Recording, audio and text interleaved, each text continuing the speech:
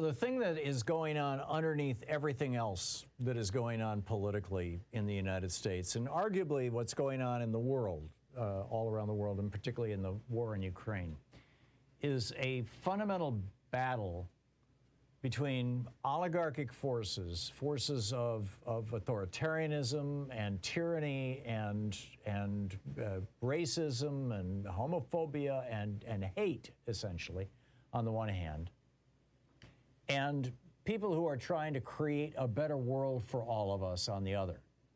The forces of basically, you know, and not to sound trite or cliched, but the love and goodness and honesty and you know, respecting the rights of the marginalized and of everybody. We see this being played out in our politics. You know, I was watching yesterday the confirmation hearings for Judge Jackson, and you know, watching old white men harassing. I can't think of a better word. Harassing a black woman. I mean, you know, what could be more on that side, right? On that Republican side, or on that authoritarian side, and the way that, you know, people like Sheldon Whitehouse have spoken out on the Democratic side.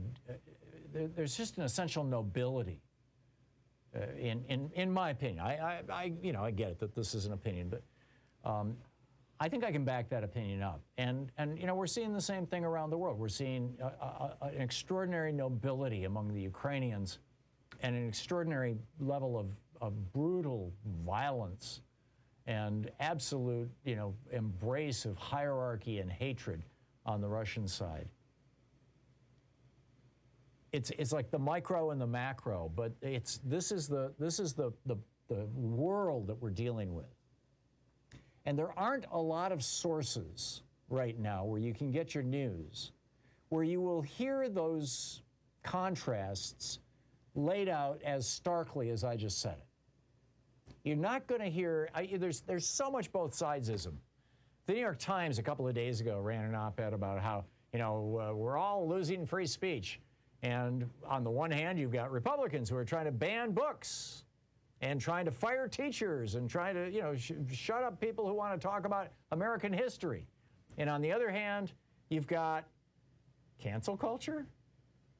You've got Democrats saying that people who have sexually abused women should not be, you know, Charlie Rose kind of, you know.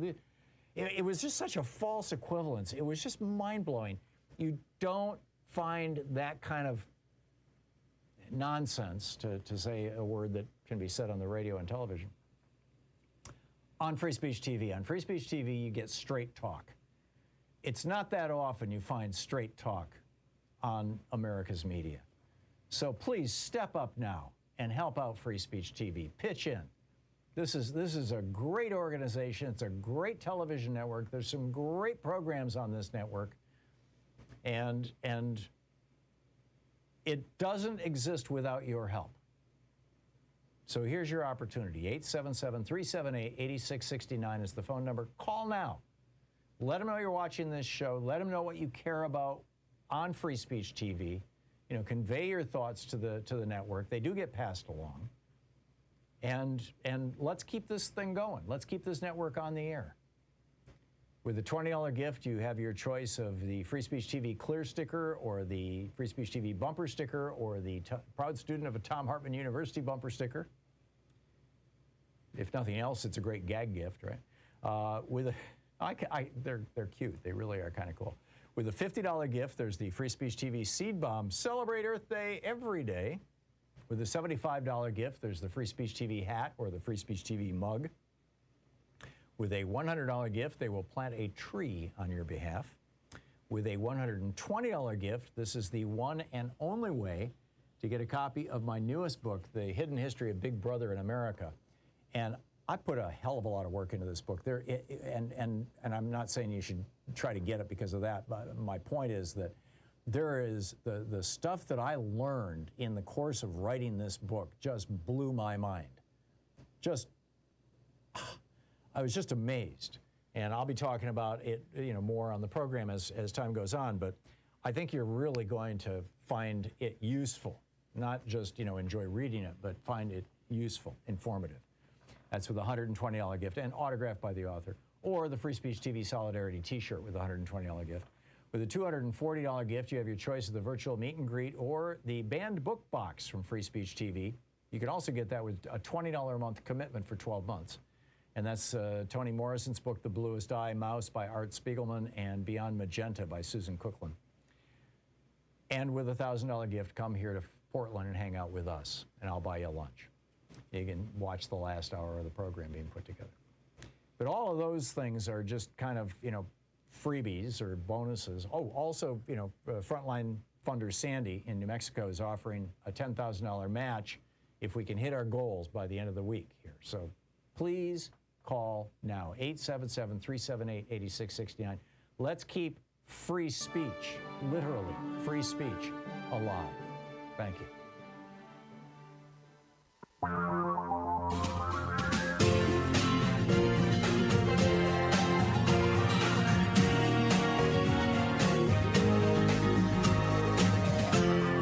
This is the Thom Hartmann Program. Another extraordinary program for you today. Greetings on this beautiful Wednesday here. Spring is coming to Portland. I hope it is to where you live, and I hope it comes soon to Ukraine. They're all these cities where they've cut off the power and cut off the water and food. This is war crimes on steroids. Speaking of which, keep in mind, Viktor Yanukovych, the Putin puppet who ran Ukraine for a couple of years before the color revolution that evicted him and replaced him with Petro Poroshenko and ultimately Zelensky, was put into place, was brought to power by Paul Manafort, Donald Trump's first campaign advisor. Paul Manafort was pulled off an airplane apparently yesterday afternoon because he's trying to flee to Dubai. Well, this is interesting, but I don't know that it's going to go any farther than that. Anyhow, in our first hour, Judge Jackson's hearings, in my opinion, proves that all the sold-out GOP has left is performance art. When are Republican voters going to finally figure this out? I'll share that story with you in a minute. It's from my daily rant. Also, with right-wingers believing that Biden is illegitimate, this is very strange. This is increasingly, we have, quote, conservative thinkers, serious people writing in serious journals saying that, yeah, Biden won the election, he won the Electoral College, he won the popular vote, he's still illegitimate. What? When are Republican voters going to figure that out?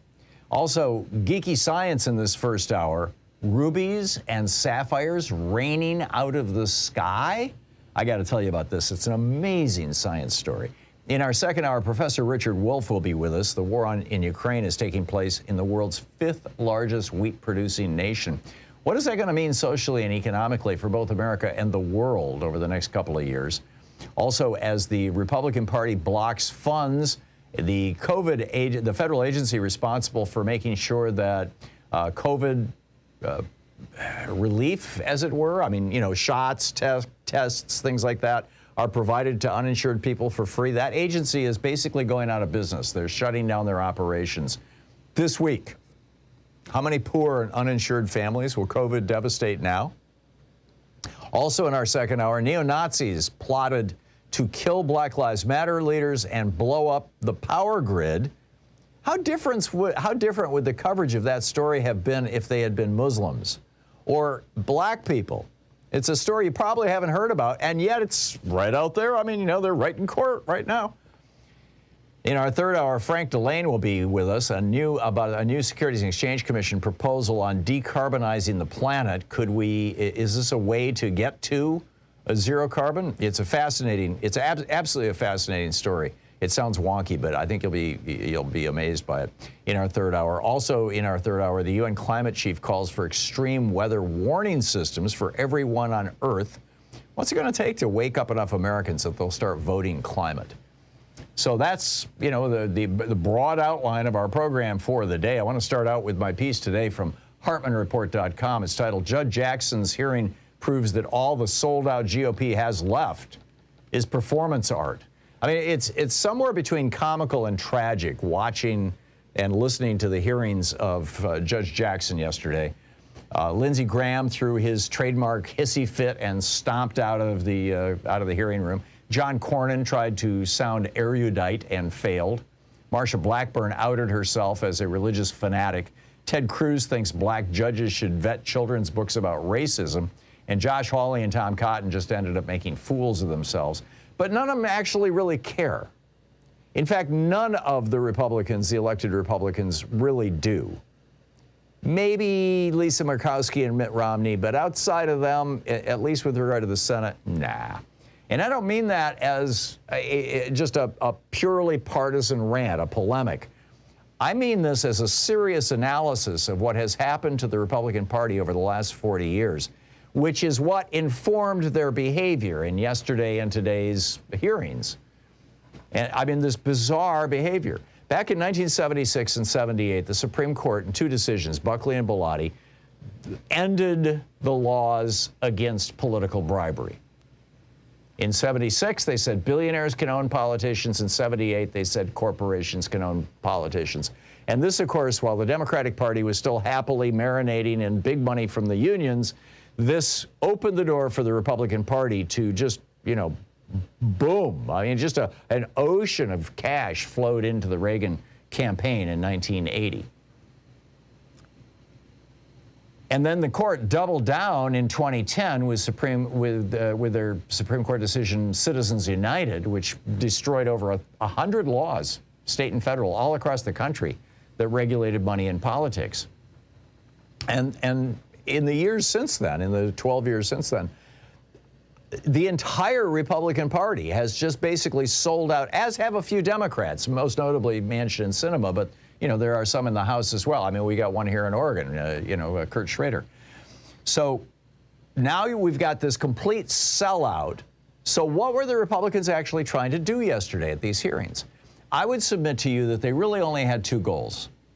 The first was to smear anything the Democrats do, anything that has to do with Joe Biden, anything that has to do with the Democratic Party, in this case, his nomination of the first black woman for the U.S. Supreme Court, Ketanji Brown Jackson.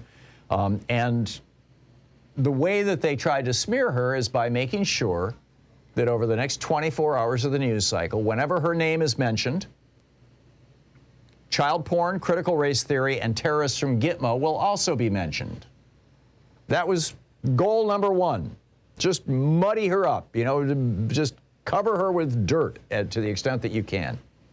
The second goal was to create a performance, a little bit of performance art, a sound clip, a couple of sentences. And I'm telling you, when senators, when their staff write these rants that they do in these things, literally the staff writers, and they do hire staff writers for these things, the staff writers are looking for the two sentences that they know they're going to push out with the press release, or they know that Fox News is going to pick up, or in the case of, progressive senators, that they think MSNBC will pick up.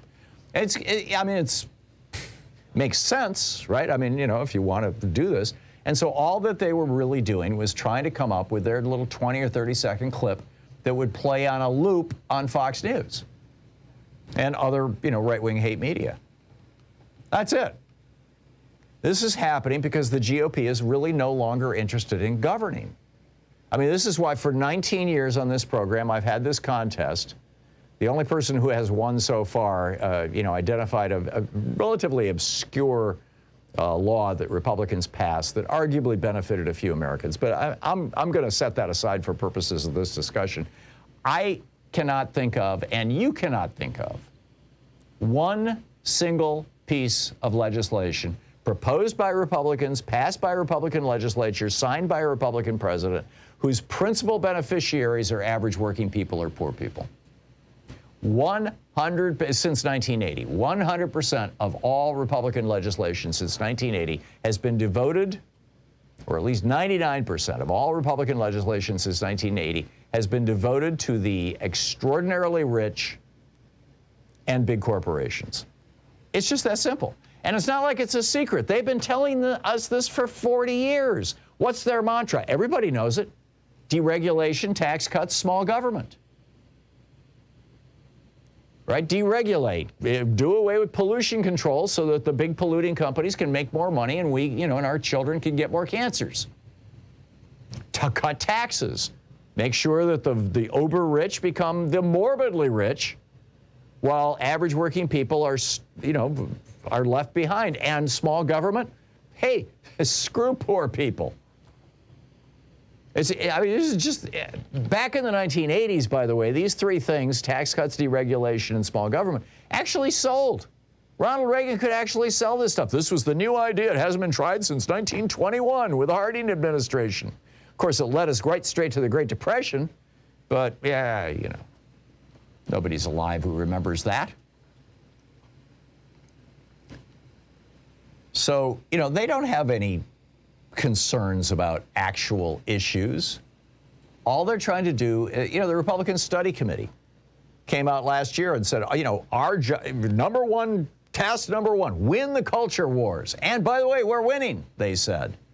They don't care how many gay or trans kids commit suicide because of their demagoguery. They don't care how many red state teenage girls get pregnant because they never learned about human reproduction or lack access to birth control. They don't care how many kids are going to die by gunshot today. Species going extinct. Weather wilding, destroying another 1,000 homes like we just saw down south overnight. Childhood cancers exploding. People crushed by medical bills and losing their homes. Republicans don't want to hear about this stuff. The struggles of average working people are meaningless to them, as are the crises of people struggling with medical or educational debt. They literally, and these are problems that literally don't exist in any other nation. They're things we could solve tomorrow. But the Republicans are like, no. Like I said earlier, and I'm going to go into some detail later, COVID shots and tests for uninsured Americans, which is like 30 million Americans, end today.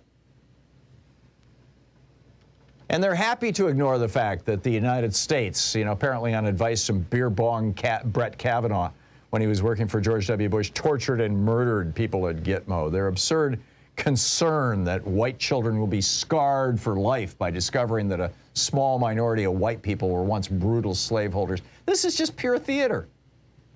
As is their proclaimed worry that kids reading about the Holocaust or a novel that describes the black or LGBTQ experience in America is going to twist young minds. Really?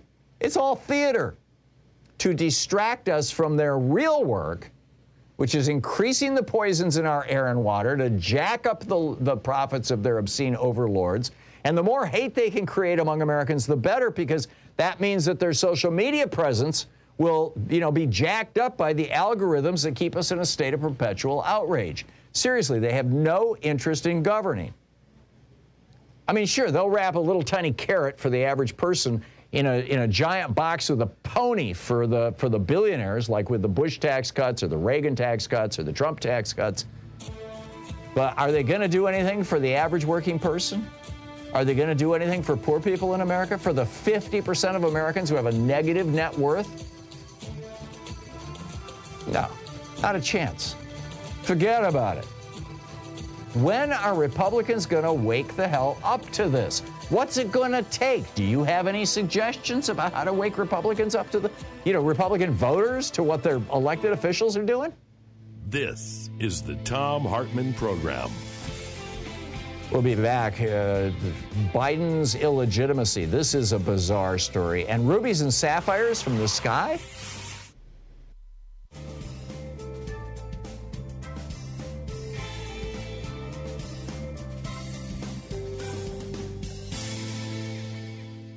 And welcome back. Malcolm in Bluebell, Pennsylvania. Hey, Malcolm, what's on your mind today? Hey, Tom.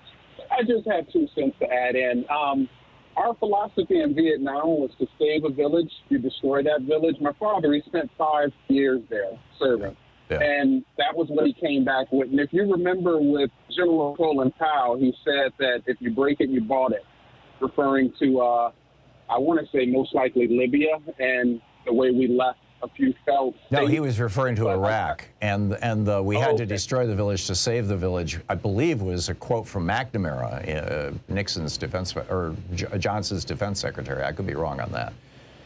Right, and so as long as you have corporations that are stepping in once wars are over to rebuild these cities, it seems like it's just going to continue and go on and on. Yeah. Yeah, no, I'm with you, Malcolm. And those very corporations are recycling all kinds of money to the politicians in America because the Supreme Court made that legal. And lastly, it's amazing that Marjorie Taylor Greene, she can get on television and tell a whole country to give up. There's no way you're going to win this, but they won't tell Trump that about the 2020 election. I love it, Malcolm. That's brilliant. Yes, Marjorie Taylor Greene goes on TV and says, "Oh yeah, Zelensky should just give up. He's lost," but she won't say that about Donald Trump. That is brilliant. Yeah. Well, Malcolm, thank you. That was great. Thank you very much. Kevin in Durham, North Carolina. Hey, Kevin, what's on your mind today? Hey, Tom, I just want to say I agree with you about what the Republicans are doing right now. It's just,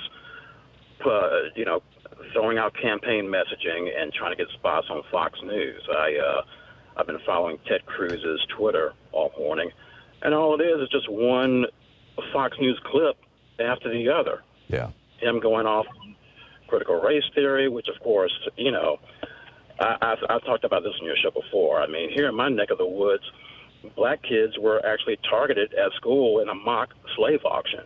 Wow. Now, do people like Ted Cruz and Ron DeSantis and Glenn Youngkin and Marsha Blackburn, do they care about how those black kids felt going through something like that?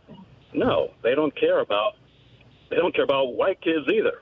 Well, I mean, Kevin, just to take that to the next step, they're all worried about little white kids learning that there was, a minority of white people back in the day who owned slaves, but they're not at all concerned about black kids experiencing discrimination right now. That's exactly what I said on Twitter. It's like, you're concerned about kids learning about slavery. What about the black kids who are actually experiencing racism right now in our schools? Yeah. Do you care about that? Yeah. No, they don't. They don't. They're that's all. That's all performance theater. It's all campaign messaging. They know she's going to get confirmed. This is just about upping their profile for the 2022 election, 2024 election. I agree. I think for Josh Hawley, for Tom Cotton, for Ted Cruz, this is about running for president in 2024.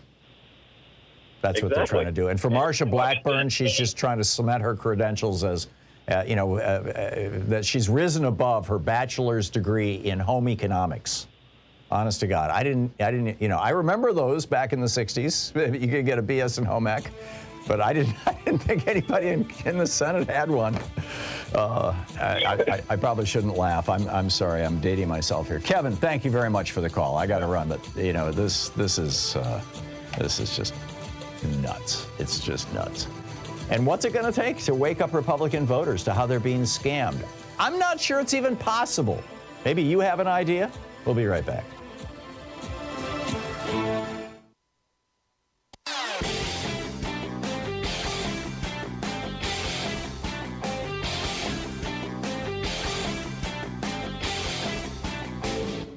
Missed my opening rant today? It's usually published over at HartmannReport.com, where you can read it and share it with your friends for free. Check it out, HartmannReport.com. They often say that Republican Senator from Wisconsin, Ron Johnson, is the stupidest guy in the entire United States Senate. I get it. Tommy Tuberville gives him a run for his money, but he just came out with what has to be at least the very stupidest idea of the year. Ron Johnson is proposing, there's a shortage of child care workers right now in America. There's a whole bunch of good reasons for that. But he has proposed a solution.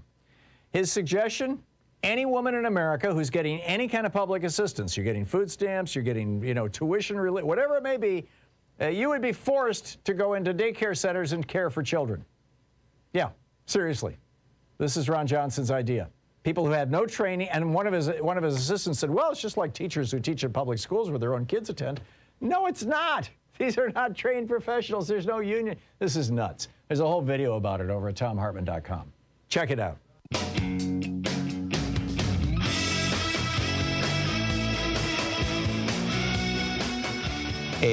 Amazing. Just absolutely amazing stuff. The troubling reason why right-wingers think that Joe Biden is illegitimate. This is an amazing story. Giving credit where credit is due. Thomas Zimmer wrote a piece about this in The Guardian. He's a Georgetown University history professor. And he's pointing out this essay by Glenn Elmers over at the Claremont Institute's right-wing publication, American Mind. And in this piece, written by a right-winger for one of these right-wing think tanks funded by right-wing billionaires, Professor Zimmer points out, he says it's notable that Elmer makes no claim that the 2020 election was stolen. He doesn't allege manipulation. He doesn't allege voter fraud or conspiracy. In fact, he acknowledges that more people voted for Biden than for Trump. So what's the problem? Well, he goes on to say that the election is illegitimate and must not be accepted. But wait a minute. He says that Biden actually won. He actually got the most votes. He actually won the Electoral College. But his election is illegitimate and shouldn't be accepted. What is he talking about? What he's talking about is this growing belief within the Republican Party and widespread among its base that anytime a Democrat wins, it's an illegitimate election. It doesn't matter how honest the election was. It doesn't matter none of that matters. It was all George Soros, don't you know? And stuff like that. He writes, Elmers is outraged precisely because he accepts the fact that a majority voted for Biden, that authentic Americans have become the minority, that would be, straight white people, have become the minority in a country, or at least straight white men, which they are supposedly entitled to dominate. Here we have a striking glimpse of the depth of despair underlying the pervasive siege mentality on the right. He goes on to say, it has become a core tenet of the Republican worldview to consider the Democratic Party as not just a political opponent, but an enemy pursuing an un-American project of turning what is supposed to be a white Christian patriarchal nation into a land of godless multiracial pluralism. Republicans saying the Democratic Party is not legitimate. This is the story under the story that the media almost never talks about. That these guys want a white ethno state and with authoritarian leadership like Donald Trump, a wannabe Vladimir Putin. And someday they may get it. And I'm telling you, if they do, their children are going to be very, very unhappy. We'll be back. You're listening to the Thom Hartmann Program. Call 202-808-9925. Their children will be unhappy specifically because they're going to have to grow up in a dictatorship. Not a pleasant thing.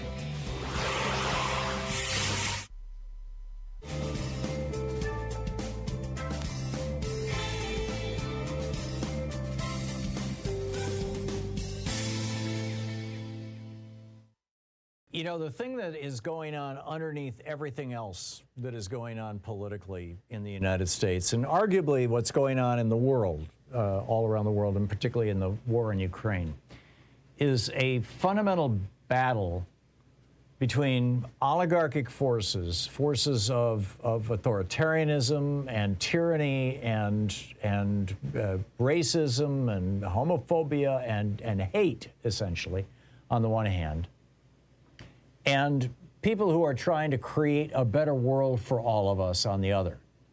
The forces of basically, and not to sound trite or cliched, but the love and goodness and honesty and respecting the rights of the marginalized and of everybody. We see this being played out in our politics. I was watching yesterday the confirmation hearings for Judge Jackson, and watching old white men harassing. I can't think of a better word. Harassing a black woman. I mean, what could be more on that side, right? On that Republican side, or on that authoritarian side, and the way that people like Sheldon Whitehouse have spoken out on the Democratic side. There's just an essential nobility.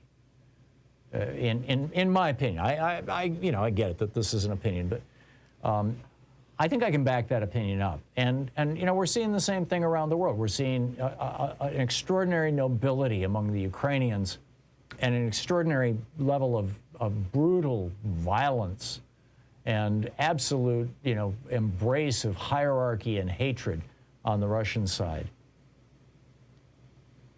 It's like the micro and the macro, but this is the world that we're dealing with.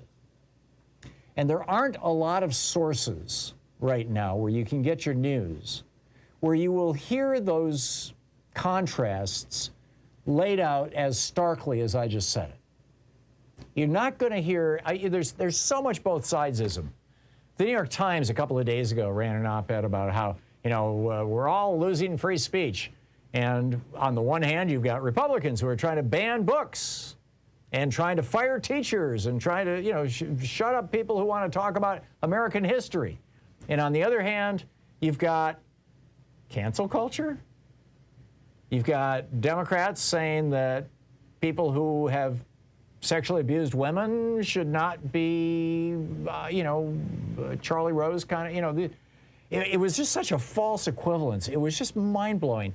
You don't find that kind of nonsense, to say a word that can be said on the radio and television, on Free Speech TV. On Free Speech TV, you get straight talk. It's not that often you find straight talk on America's media. So please step up now and help. It doesn't exist without your help. So here's your opportunity. 877-378-8669 is the phone number. Call now. Let them know you're watching this show. Let them know what you care about on Free Speech TV. Convey your thoughts to the network. They do get passed along.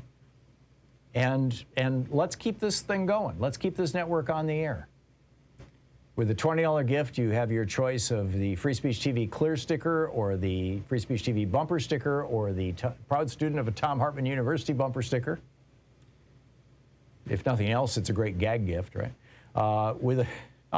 They're cute. They really are kind of cool. With a $50 gift, there's the Free Speech TV Seed Bomb. Celebrate Earth Day every day. With a $75 gift, there's the Free Speech TV hat or the Free Speech TV mug. With a $100 gift, they will plant a tree on your behalf. With a $120 gift, this is the one and only way to get a copy of my newest book, The Hidden History of Big Brother in America. And I put a hell of a lot of work into this book. And I'm not saying you should try to get it because of that, but my point is that there is the stuff that I learned in the course of writing this book just blew my mind. I was just amazed. And I'll be talking about it, more on the program as time goes on, but I think you're really going to find it useful. Not just, enjoy reading it, but find it useful, informative. That's with a $120 gift and autographed by the author, or the Free Speech TV Solidarity t-shirt with a $120 gift. With a $240 gift, you have your choice of the virtual meet and greet or the banned book box from Free Speech TV. You can also get that with a $20 a month commitment for 12 months. And that's Toni Morrison's book, The Bluest Eye, Mouse by Art Spiegelman, and Beyond Magenta by Susan Cookland. And with a $1,000 gift, come here to Portland and hang out with us, and I'll buy you a lunch. You can watch the last hour of the program being put together. But all of those things are just kind of, freebies or bonuses. Oh, also, Frontline funder Sandy in New Mexico is offering a $10,000 match if we can hit our goals by the end of the week here. So please call now, 877-378-8669. Let's keep free speech, literally free speech, alive. Thank you.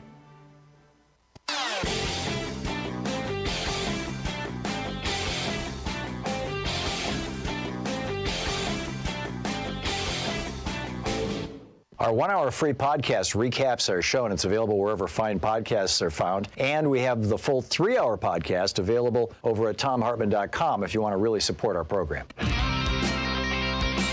Great quote from Jimmy Kimmel. It's funny listening to the same people who let the president get away with trying to overthrow the government call anyone soft on crime. Right. Hey, I've got a great science alert, a geeky science alert for you here.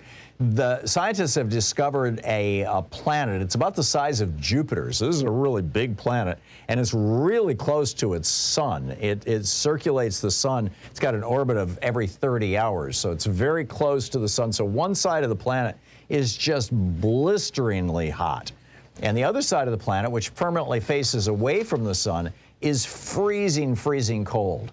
On the hot side of the planet, metal, principally aluminum, but there's vanadium and titanium. There's a bunch of metals that have been, it's so hot that the atmosphere is filled with these metals. They've been evaporated in, so the clouds of these metals that are blowing around at 18,000 kilometers an hour, right, about 10,000 miles an hour. And when the winds go around the dark side of the planet, the cold side of the planet, these metals condense out and rain down as rubies and sapphires, which is just incredible, because rubies and sapphires are what happens when you condense aluminum with just a little bit of chromium, iron, or titanium in what is called corundum, which is, you know, this condensed aluminum oxide. It's just amazing. Can you imagine? I mean, it's like science fiction brought real. One last thing I wanted to point out to you, and then I'll pick up your phone calls, is yesterday you probably heard Janice Rogers Brown name repeated over and over and over again by Republican senators. And a lot of people are scratching their head going, why are these Republicans lamenting or whining about how Janice Rogers Brown was treated by Democrats on the committee? Well, Janice Rogers Brown is also a black woman, and she was nominated for the D.C. Circuit, which is where Ketanji Brown Jackson is currently serving. Janice Rogers Brown, however, was, in addition to being a black woman, a hardcore right-wing conservative. And by hardcore right-wing conservative, this is what I mean. She thought we should go back to the Lochner era. Like, you know, laws against child labor should be taken off the books. The right to unionize should be taken off the books. I mean, that sort of stuff.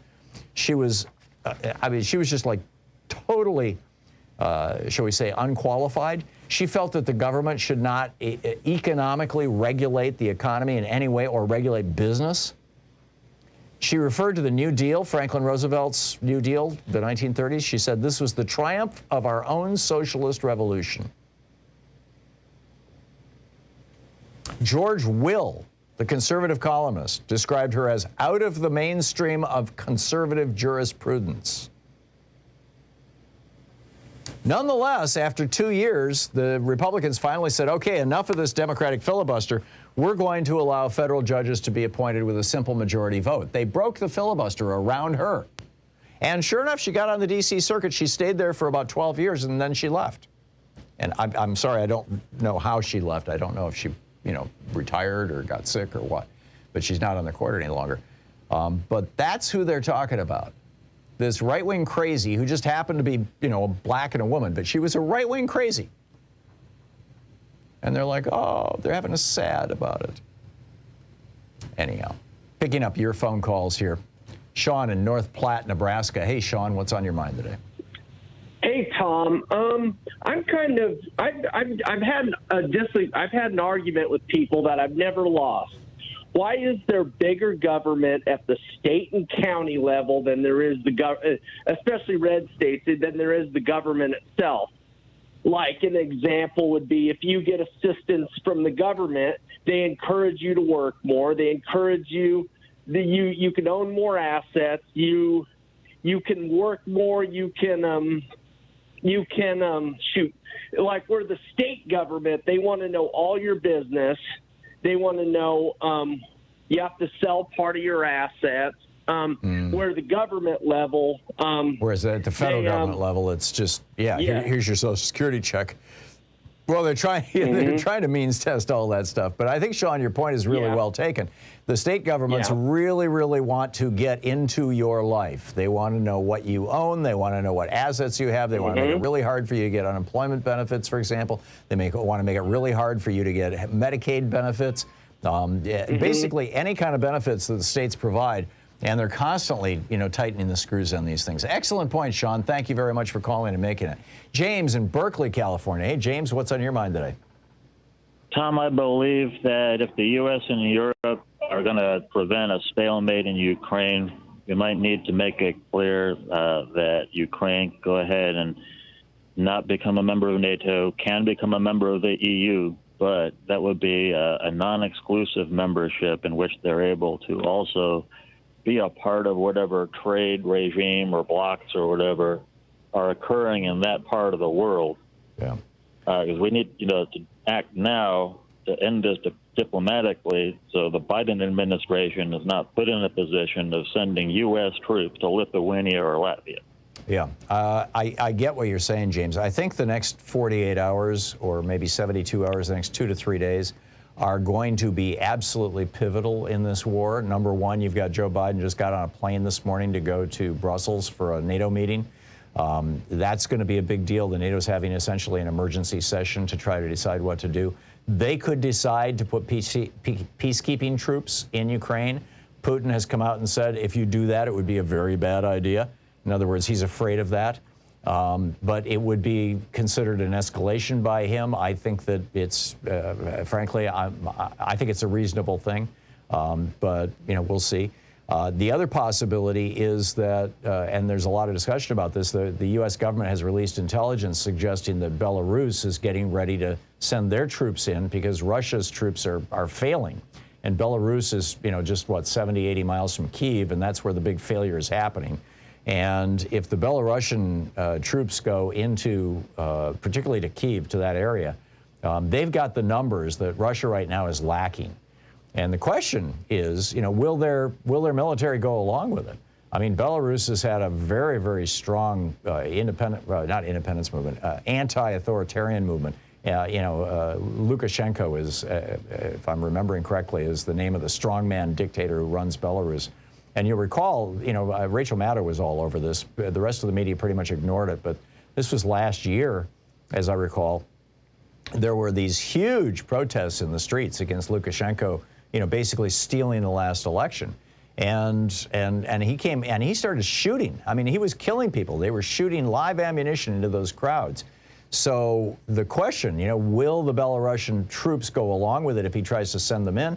Are they going to be, just as discouraged and downhearted and poorly equipped as the Russian troops? Or does he have, some sort of a SEAL team kind of squad of real true believers, hardcore, right-wing Nazi types who can go in and help? All of this is stuff we're going to find probably in the next 2 or 3 days. So, James, your point is well made, and I think we are on the cusp of something big happening, and it could lead to World War III. It could lead to a resolution of the whole thing. We'll see. But anyhow, James in Austin, Texas. Hey, James, what's on your mind today? Yes, hello, Tom. Hey, James. I'm calling about the 60 Minutes program that was on this weekend. I believe it was mentioned some yesterday. I watched that. There was a fascinating part. A major portion of it was a CEO of a large financial corporation that was buying many, many houses throughout the United States and then renting them back to middle-class families. Yeah, I didn't see the segment. Was that BlackRock they were talking about? They're the largest player in that space. I don't think that was it. It was another. I don't recall the name, but there was a very significant part of the CEO was a rather, I don't know if the word's smarmy or whatever. One of these people was very proud of himself. At any rate, he mentioned, when asked, well, doesn't this get people into a situation where they might, shouldn't they be buying houses? And he says, well, you don't understand, these generations coming up now really can't get a mortgage because they have so much student debt and perhaps medical debt. And so, which of course is not the two kinds of debt that don't exist in Canada or any European country. Exactly. So basically what's happened is this scheme of going and buying ordinary single-family houses all over the United States. and then jacking them up in rent, and then taking all these people who can't get a mortgage and never are able to build up equity.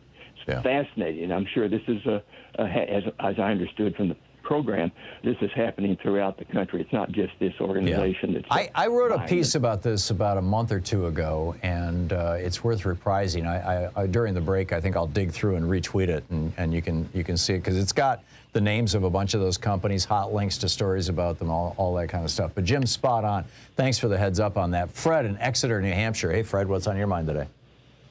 Yes. Hi, Tom. I want to respond to your question that you had earlier, which is how do we change Republicans' minds? Yeah. I think it's really easy. There's got to be a limit on what free speech is in the media. And Fox News, OEN, all these extremists that are out there are basically spewing sedition. They have free reign, and I think you had mentioned in one of your other shows that this is not allowed in any other country, but it's allowed here.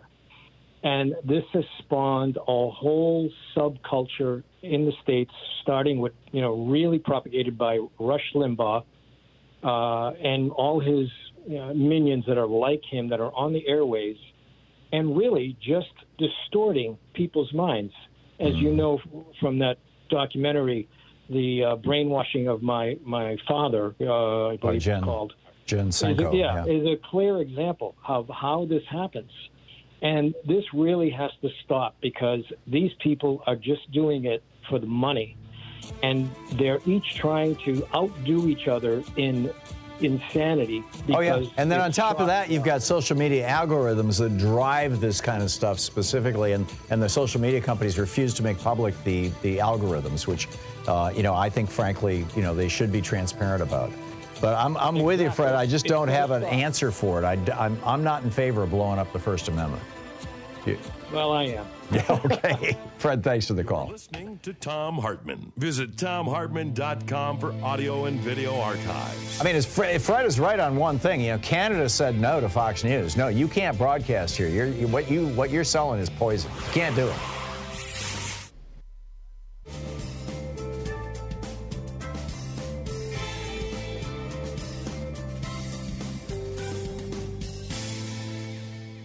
And welcome back, Mark in Valley, Washington. Hey, Mark, thanks for watching Free Speech TV. What's up? Well, first off, real quick comment. This student debt and all this debt, this is how corporate America is trying to turn us all into serfs. Yep. Now, to your comment about fixing the Republicans or changing their mind, I have 2 points why I think it won't work. Number one, you can't fix stupid. And number two, that the ones that aren't stupid, you can't fix sociopathic greed. Or bigotry. Yeah, which goes along with stupid. Yeah, often, yeah. There are some very smart bigots out there, too. But, yeah, I get what you're saying, Mark. The one thing that gives me some hope was the year I lived in Germany back in 86, 87. And, when you do the studies, the most recent study on authoritarian tendencies, they found that 26% of Americans display authoritarian tendencies, virtually all of them Republicans. In Germany, that number is 6%. So it is possible for people to learn from the stupid experiences of their nation. The question is, does it require virtually, all their cities being bombed into rubble for them to learn that lesson? That's what I mean. Look what they had to go through to get to that learning curve. Yeah. I mean, it's going to take that here, I'm afraid. Yeah. Well, I hope you're wrong, Mark. I hope that there is a way that they can be awakened. I've tried for 19 years on this program, debating conservatives, inviting conservatives on and trying to change their mind. It doesn't How many of them have you actually changed their mind? We've had 2 or 3 people call in the last year saying, I used to be a conservative, but 2 or 3, yeah. Okay, I mean, it might be like mice, count one, see 10. In all your, I've been preaching the same stuff for years, and I've converted one person that I know of. Yeah. Well, good on you, Mark. I mean, that's one more than you had before. So keep it up. True, but keep it up. I got to move along. Not real encouraging. Yeah, Mark, I get your point. Thank you for the call. Eric in Erie, Pennsylvania. Hey, Eric, what's up? Hey, guten Morgen, Herr Hartmann. On the trifecta, on the third in a row here. on your opening rant. And I'm, unlike the last caller, I think you can fix stupid. And it's a case of just more of the poison to immunize those who need the cure. And the Democrats need to recognize that they need to appeal to the limbic system of a certain type of voter while appealing to the prefrontal cortex of other voters in the north and on the coasts. But we now live in an era of really precise media messaging, customized ads for regions and locations. And there's a lot of really useful material there of really just the. So we got about 25 seconds here. What are your proposed slogans that the Democrats should use to do this? Take specific behaviors by specific office holders and run against them in their districts. You know, the senator whose mistress got an abortion with, public money, the corporate money that paid for the hedonistic getaway, all of the New York and California tax money that gets pumped in as welfare. Maybe these people on the coasts have a legitimate right, and give them specific examples that inflame their emotions. Well, hopefully Democratic candidates are doing just what you're suggesting, Eric. I don't really know. I don't monitor every Democratic campaign out there. But if they're not, they're doomed. Eric, I'm with you. Thank you so much for the call. We'll be right back.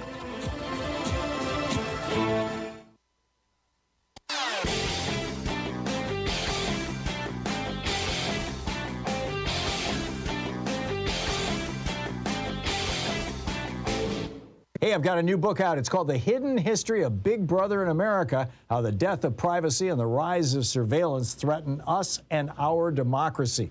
Available wherever you find fine books. So did you hear the story about the three white guys, 20, 22, 24 years old, who just pleaded guilty to trying to attack power grids in 3 different parts of the United States? According to the Justice Department, their scheme was that they were going to bring down electricity for 3 basically major cities or major regions of the United States. And the theory of this program is sort of like what Tim McVeigh was all about back in 1990, I think it was 3, when he blew up the federal building. Their scheme was that doing so, cutting off the power to these cities. Well, this is from the Department of Justice. Quote, the defendants believed their plan would cost the government millions of dollars and cause unrest for Americans in the region. They had conversations about how the possibility of the power being out for months would cause a race war and induce the next Great Depression. They had suicide pills and everything. Why aren't we talking about white terrorism in America?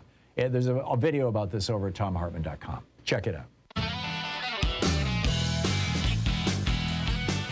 Welcome back. Mike in Snake River, Idaho. Hey, Mike, what's up? Hey, Tom, how are you? Great. What's on your mind today? Oh, hey, man. So are you familiar with the Idaho abortion ban that's mimicking Texas and Florida? No.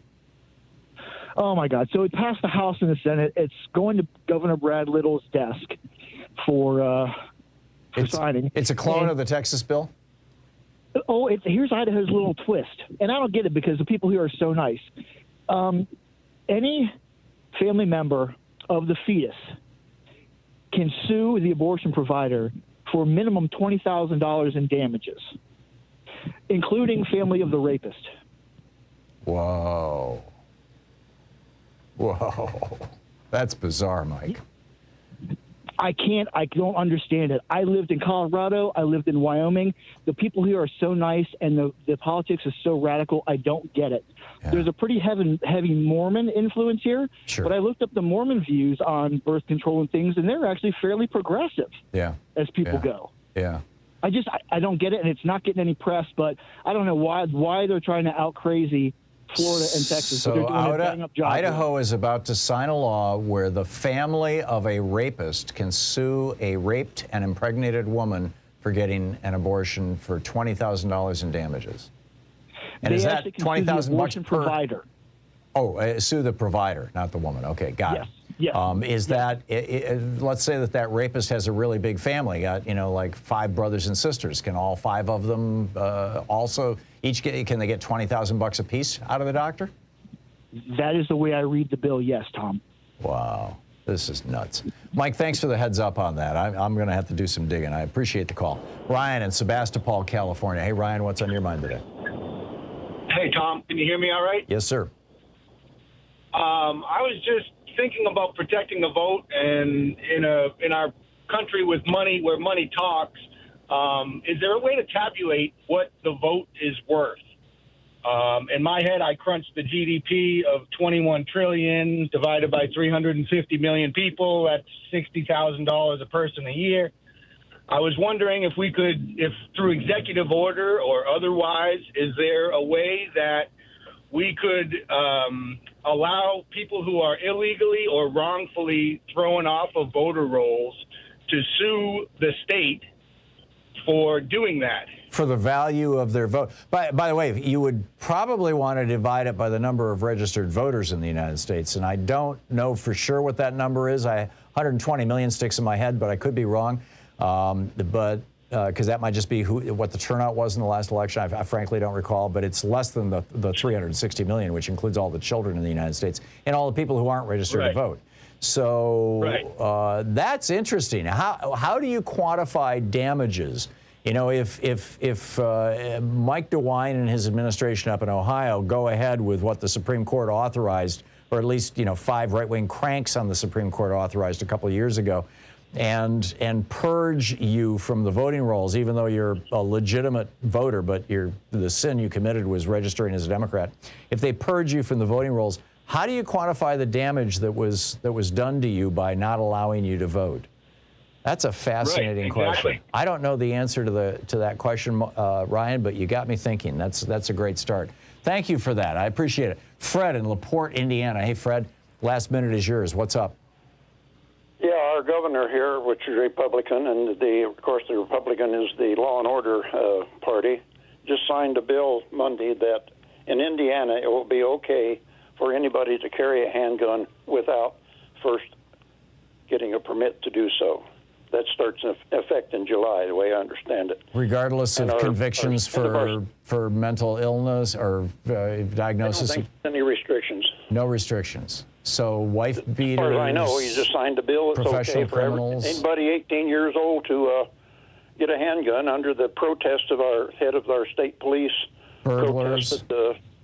And they didn't pay attention to him and told him how bad it would be for police officers, not just state police, but police officers, to confront this when everybody can have a handgun. Yeah, yeah. And I don't understand. Yeah, it's really one of the most underreported stories in America, how police generally oppose these radical gun laws that Republicans are passing. It almost never gets coverage. The state police made boy, he was very vehement in his protest of the law, but they went ahead and passed it. Insane. Fred, thanks for that. Yes. Thanks for the heads up. I appreciate it. It's good to hear from you. Amazing. Coming up, Professor Richard Wolff, the war in Ukraine. What's this going to do to the food supply of the planet, and what does this mean economically for us? And also the Republican Party blocking funds for COVID. You're listening to Thom Hartmann. These companies support the Thom Hartmann program. They are HelloFresh, the #1 meal kit delivery service. More info at HelloFresh.com, code TOM. The hidden history of Big Brother in America, how the death of privacy and the rise of surveillance threaten us and our democracy, by Thom Hartmann. More information at all book outlets. Wild Alaskan Company, 100% sustainable wild-caught seafood delivered right to your door. More info at wildalaskancompany.com/Tom. Cozy Earth, better sleep, better you. More info at CozyEarth.com, promo code TOM. The latest views and opinions from U.S. politics and other fascinating subjects too, including cutting-edge science reports at HartmannReport.com. And Dinovite, a whole food supplement for your pet's immune system. More info at Dinovite.com.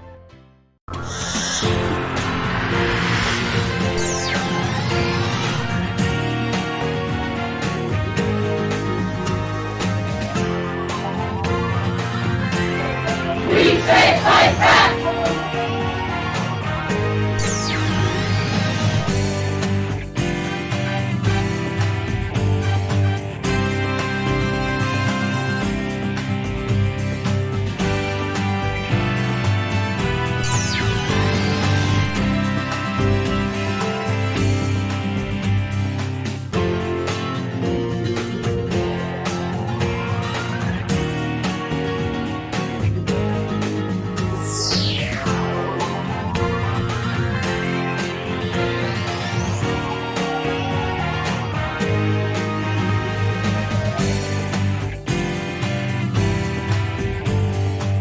You know, the thing that is going on underneath everything else that is going on politically in the United States, and arguably what's going on in the world, all around the world, and particularly in the war in Ukraine, is a fundamental battle between oligarchic forces, forces of authoritarianism and tyranny and racism and homophobia and hate, essentially, on the one hand, and people who are trying to create a better world for all of us on the other.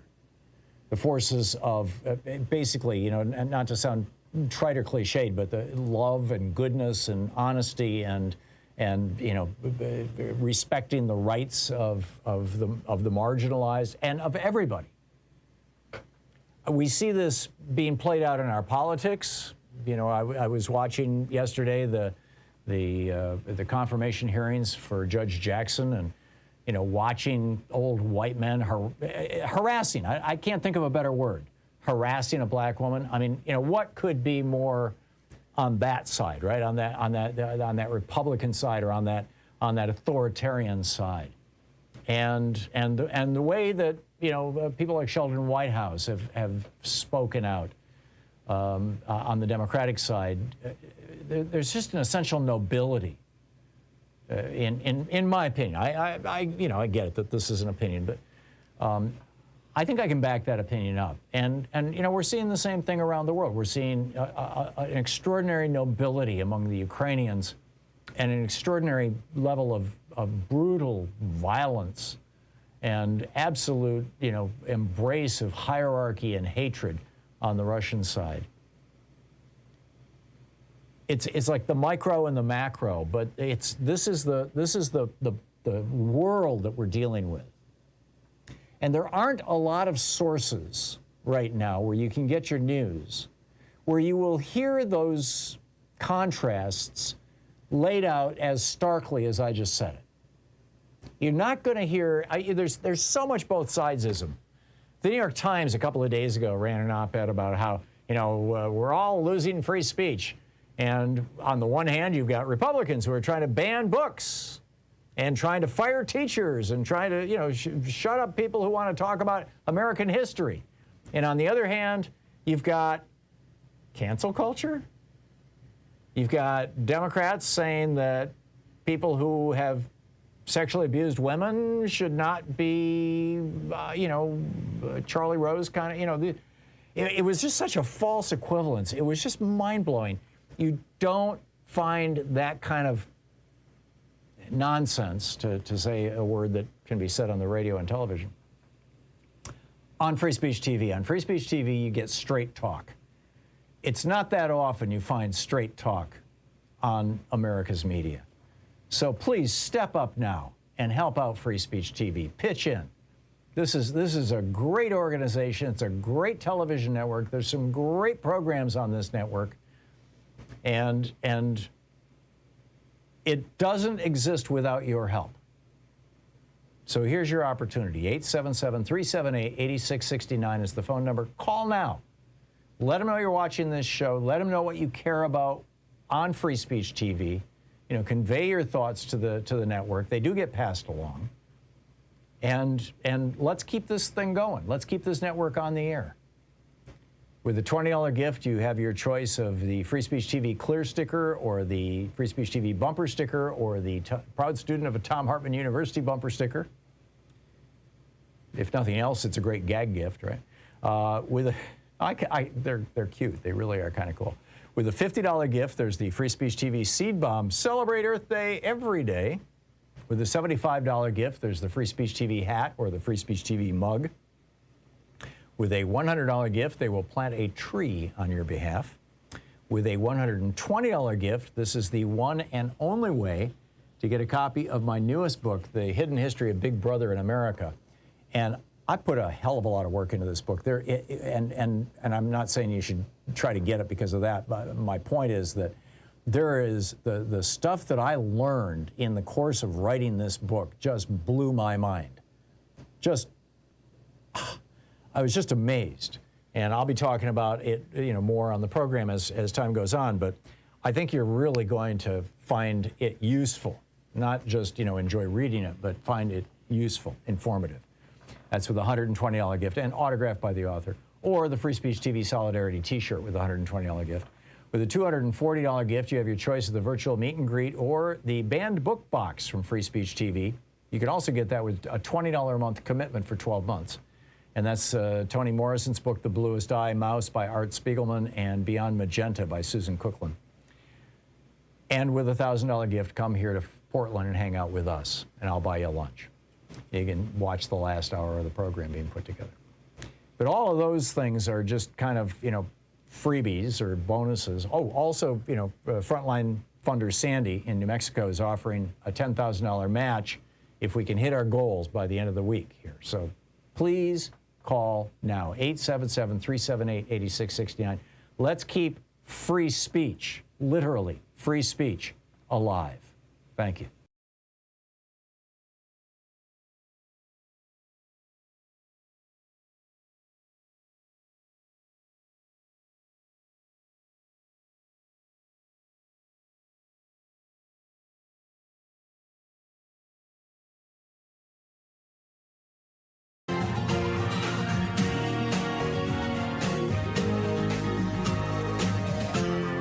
This is the Thom Hartmann Program.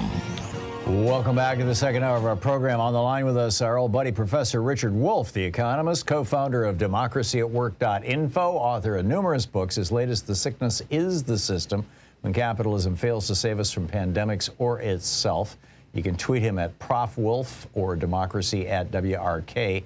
Wolff has two F's on the end. Professor Wolff, welcome back to the program. Thank you, Tom. Always glad to have you. The war in Ukraine is taking place in what is either the fourth or fifth largest wheat-producing nation in the world that is supplying a substantial quantity of the calories of the planet, particularly to northern Africa. I recall that the Arab Spring was kicked off when a Tunisian street vendor protesting the increase in the price of wheat caused by climate change, wiping out, North African farmers from Syria all the way to Tunisia and Libya, self-immolated, lit himself on fire. What is this going to do to the economy of the world? What is it going to mean for food insecurity around the world? And ultimately, how might this also affect the United States? Well, this is a wonderful question because it raises what everyone should understand are all of the secondary and tertiary, unintended, often consequences of making war. And I should be clear, making war both militarily, as the invasion of Russia in the Ukraine, but also making war economically, which is what the United States and Western Europe in the main have been doing to Russia ever since. There will be lots of consequences. For example, the inflation will go up further than it would otherwise. It will last longer than it would have otherwise. And that's going to take a terrible toll on Americans, particularly those in the lower half of the income distribution. But to get to your particular example, if the farmers in Ukraine cannot get to the production of wheat, then yes, it will affect the global wheat market. And while it is true that the wheat from Ukraine goes particularly to the Middle East and North Africa, wheat is a global commodity. If it is short in one part of the world, then people who would otherwise starve will be forced to offer more money to get that wheat from other places, and therefore the whole price of wheat will be raised. It's a simple old supply-demand. The demand for wheat, the demand for food is constant or growing at a regular pace. Suddenly, the war, in this case, withdraws a portion of the supply, and then you have the bidding of all the rest of us for the scarcer amount of wheat in the world market, and it will drive the price up. But it won't just drive it up in North Africa and the Middle East, where it's scarce. It'll drive it up for everyone, including everything in the United States that is made out of wheat. The price of wheat, by the way, has been growing in the United States very dramatically even before Russia invaded Ukraine. So while there'll be some voices blaming the war for all of this, that really isn't true. There are many factors. The war, and particularly the war in Ukraine, because of its wheat production, will aggravate that thing that was already underway. But again, we need to see the war in perspective. It is going to make trends in our economy that were already there last longer and cut deeper, and that will now include food because it will be impacted by all of this. In America, we have actual, what the government refers to euphemistically as food insecurity. You and I would call it hunger. There are millions of American children who go to bed hungry every night. Millions of families who are rationing food or who are eating food that, frankly, people shouldn't be eating. I mean, they're living in food deserts and things like this.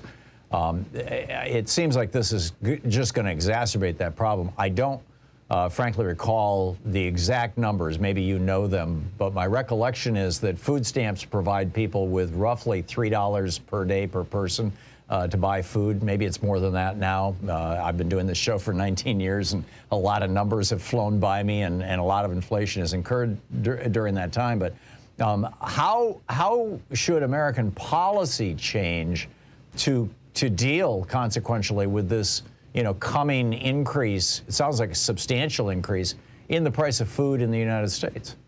Well, I think the answer to that is to take a page from American history. We had a war called World War II. And during that time, there was a shortage of food, mainly because machinery, railroads, entities in our economy that were crucial to the food system had to be reassigned to fight World War II. And so the food production was cut short, reduced. And what food was produced was given to the military and a priority. And so we knew as a nation that the vast majority of us would now have to live for an unknown number of years of that war with a food shortage. And here's what we did. We made a decision as a nation, which is one I would support right now, not to allow the market to dictate who gets the scarce food. That is, not to allow the food prices to go up so that the mass of poor and middle-income people couldn't afford them, and we would have rich people buying milk for their cat before middle-income and poor people could buy milk to support their children. And so what we did in America, and what we ought to do now, is a rationing system. The government printed and distributed ration cards. If you wanted to buy food, it wasn't enough to have money. If you didn't have a ration card, you were not going to get that quart of milk, that dozen eggs, that gallon of gas for your car, the pound of meat, the pound of coffee, or whatever else it was. That was a way of being fair about distributing the food shortage. If we want to do that in our country now, to be fair, we would have to do something similar. And it tells you a lot about the Republican and Democratic parties in this society that they're not even thinking about that chapter of American history in this time of rising inflation, which, of course, like all inflations, is a market phenomena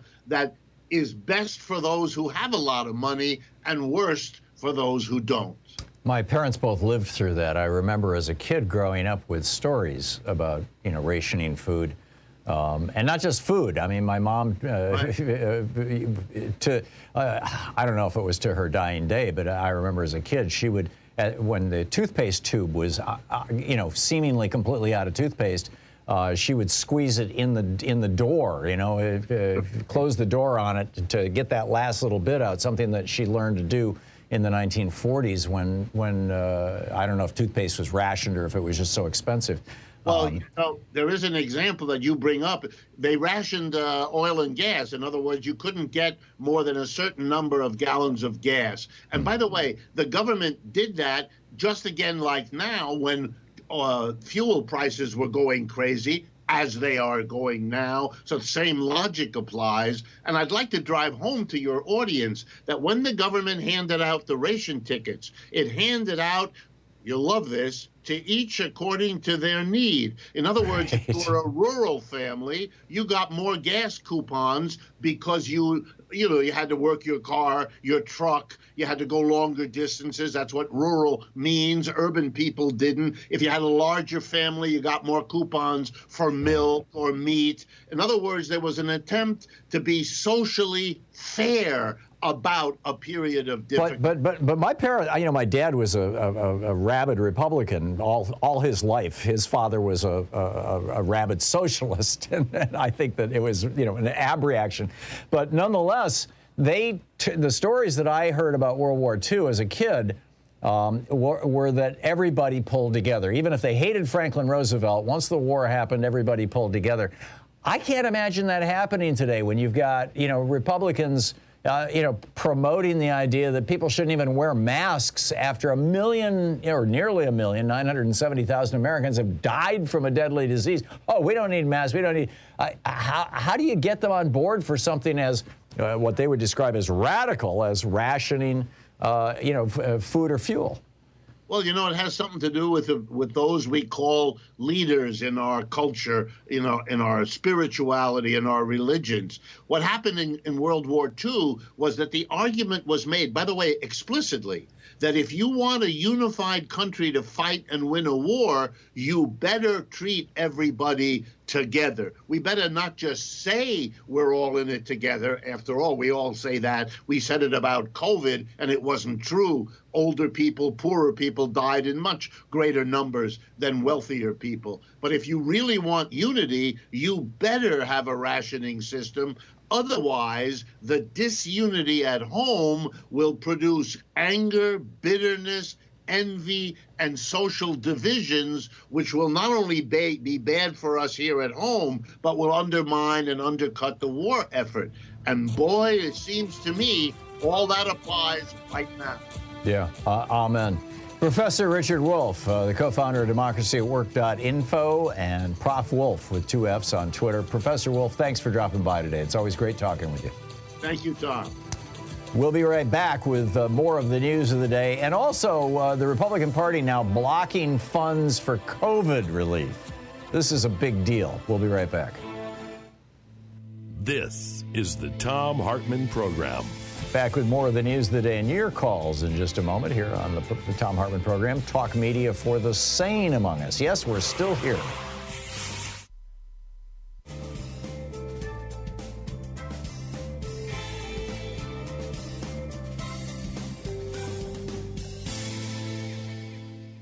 And welcome back. Rick in Great Falls, Montana. Hey, Rick, what's on your mind today? Hey, Tom, thanks for taking my call. There's some talk going around about what Cancun Cruz was doing in Montana when he had that little altercation at the airport. Yeah, I saw a news story about that. He got in a fight with an airline employee, wasn't it? Yeah, he showed up late for his pre-board and wanted to make exception to the rule, and they finally had to call authorities in to settle him down. Was it because his first-class seat was gone, or because he couldn't get on the plane when he wanted? I mean, what was the nuance here? What was actually going on? No, he was late for the flight. He was late for pre-boarding, so right. He wanted to make him, cut corners to let him. Oh, so he wanted to cut the line. Absolutely, yeah. Yeah. Amazing. Right. And, there's talk saying, well, what's he even doing in Montana? And someone said, well, there must have been a Republican fundraiser. Nah, that's not it. Okay, what was it? He was down visiting folks at the Yellowstone Club. And what's that? That's a private ski area for the elite, the 1%ers. Right. Like Shaquille O'Neal's home out there, or it's not a home, it's an estate now, is over $50 million. Whoa. If you've got it, flaunt it, I guess. But Lance Armstrong owns a home there. There's all kinds of them. So was Cruz there to party, or was Cruz there to suck up to the billionaires who live there? That's hard to say. Yeah. That's something I can't I can't answer. Those two are not necessarily mutually exclusive, I suppose. So how are the people, Rick, you live in Great Falls, Montana. How are the people of Montana responding to, is it a big story in Montana, or is it just, some little passing thing? Just kind of something blew by. Yeah. Actually, they like the press, Yeah. They like that little bit of advertising. Yeah. Funny. And also, a friend of mine lived in Montana for many years, and he would constantly tell me that there is, particularly in, I'm forgetting the name of your largest college town there, but that there's actually a fairly strong progressive movement in Montana. Is that true? Yes, Missoula, Montana would fill that bill. Yep. And there is an underground newspaper there and all kinds of things on the left. Yeah. Yeah. Do you think that it is making any inroads at all into the rural right-wing Republican areas of Montana, or are they just hardcore shut down, nothing but Fox News? Well, the sad thing of it is, all I hear about is the angry white men of the South as Republicans. Huh. I went to the protest last time the ex-president was here, and I couldn't believe the number of children and young teenagers that were attending his rally. It was pretty mind-boggling. Wow. So Donald Trump playing the Pied Piper, bringing the kids in? Yeah, right on. There's a lot of amazing. rednecks here in Montana. I get it. Rick, thanks for the report. It's great to hear from you, and thanks for watching us on Free Speech TV. I appreciate the call. It is 21 minutes past the hour. I believe I have to read an ad on the other side of this. It'll take me 60 seconds, and I'll be right back with you with this amazing story of what's going on with COVID relief in the United States. Then we'll pick up your phone calls. So if you want to get in queue, get in there now. 21 minutes past the hour. We'll be right back.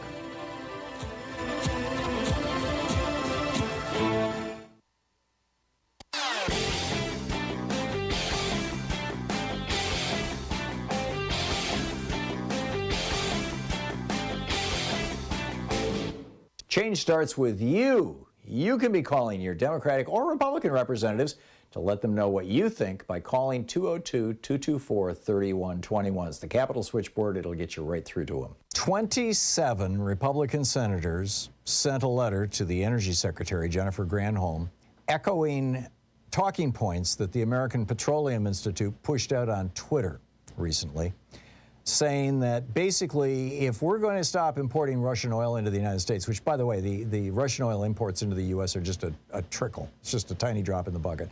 If we're going to stop doing that, we need to, and these are some quotes from the API Twitter, we need to unleash America's energy.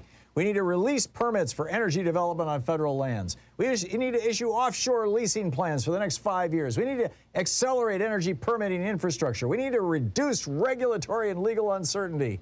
Right. It's a scam. And these 27 Republican senators are owned by the big fossil fuel companies because the Supreme Court allowed it with their Citizens United decision. We have to do something about this. There's a whole video rant about it over at thomhartmann.com. Check it out.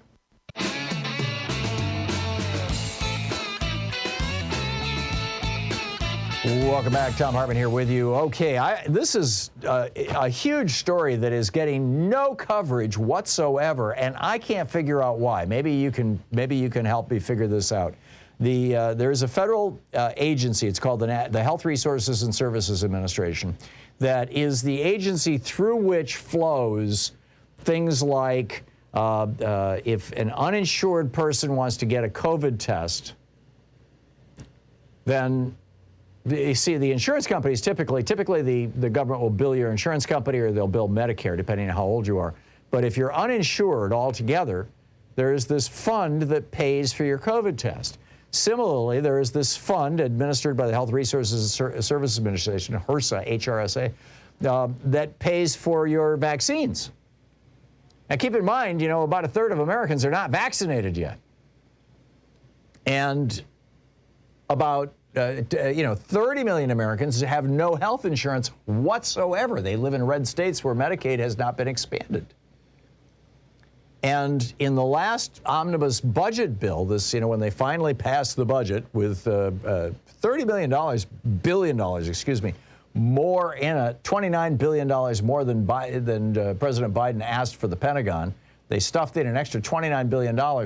But originally that bill had $16 billion in it to fund this agency for uninsured Americans to deal with the cost of treating their COVID, of their hospital bills, their testing, and their vaccines. And the Republicans said, no, we won't go along with that. And so in order to get this left 2 weeks, the rationing of COVID care by ability to pay begins now. Now, the Biden administration, the White House, is asking Congress to pass an additional $20 billion to pay for masks and tests and vaccines and drugs to deal with COVID. But Republicans are saying, no, not going to do it. No, thank you very much. And this is a disease that's still killing 1,000 Americans every day. Randy Feenstra, a Republican from Iowa in the U.S. House of Representatives, he says, we don't need COVID funding. We have more issues with inflation than COVID right now. And this is a guy from Iowa, which I don't frankly know for certain, but you know, it's a Republican-controlled state and has been for a long time. In all probability, they haven't expanded Medicaid. Maybe they have. But still, 10% of Americans have no health insurance. And we're in the midst of a pandemic. Yes, it's going endemic. What all that means, I mean, now you've got, Omicron B2 or D2 variant now starting to sweep the country. It's rolling across Europe. I got a note this morning from a friend of mine in Scotland saying, oh my God, I just got COVID. And it's bad. And, say a prayer for me. I mean, literally. And that's coming to America. We're seeing this spike right now in Europe, and now here it's coming to the United States. But hey, we don't need any money for this. We got bigger fish to fry. We need more tax cuts for billionaires, don't you know?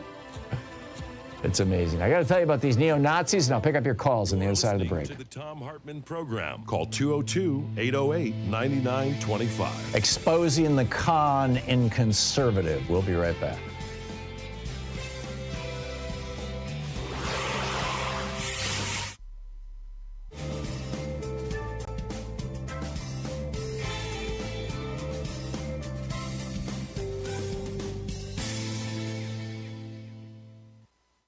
The thing that is going on underneath everything else that is going on politically in the United States, and arguably what's going on in the world, all around the world, and particularly in the war in Ukraine, is a fundamental battle between oligarchic forces of authoritarianism and tyranny and racism and homophobia and hate, essentially, on the one hand, and people who are trying to create a better world for all of us on the other.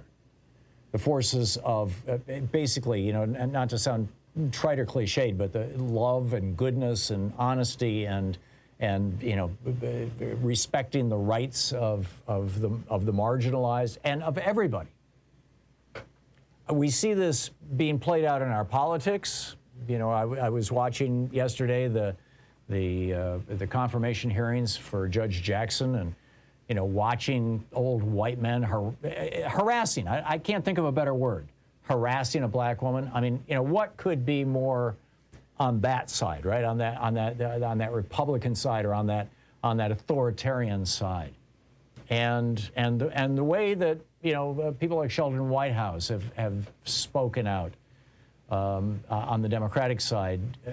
There's just an essential nobility, in my opinion. I get it that this is an opinion, but I think I can back that opinion up. And we're seeing the same thing around the world. We're seeing an extraordinary nobility among the Ukrainians, and an extraordinary level of brutal violence and absolute embrace of hierarchy and hatred on the Russian side.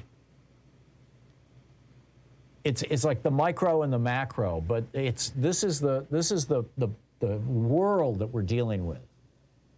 And there aren't a lot of sources right now where you can get your news, where you will hear those contrasts laid out as starkly as I just said it.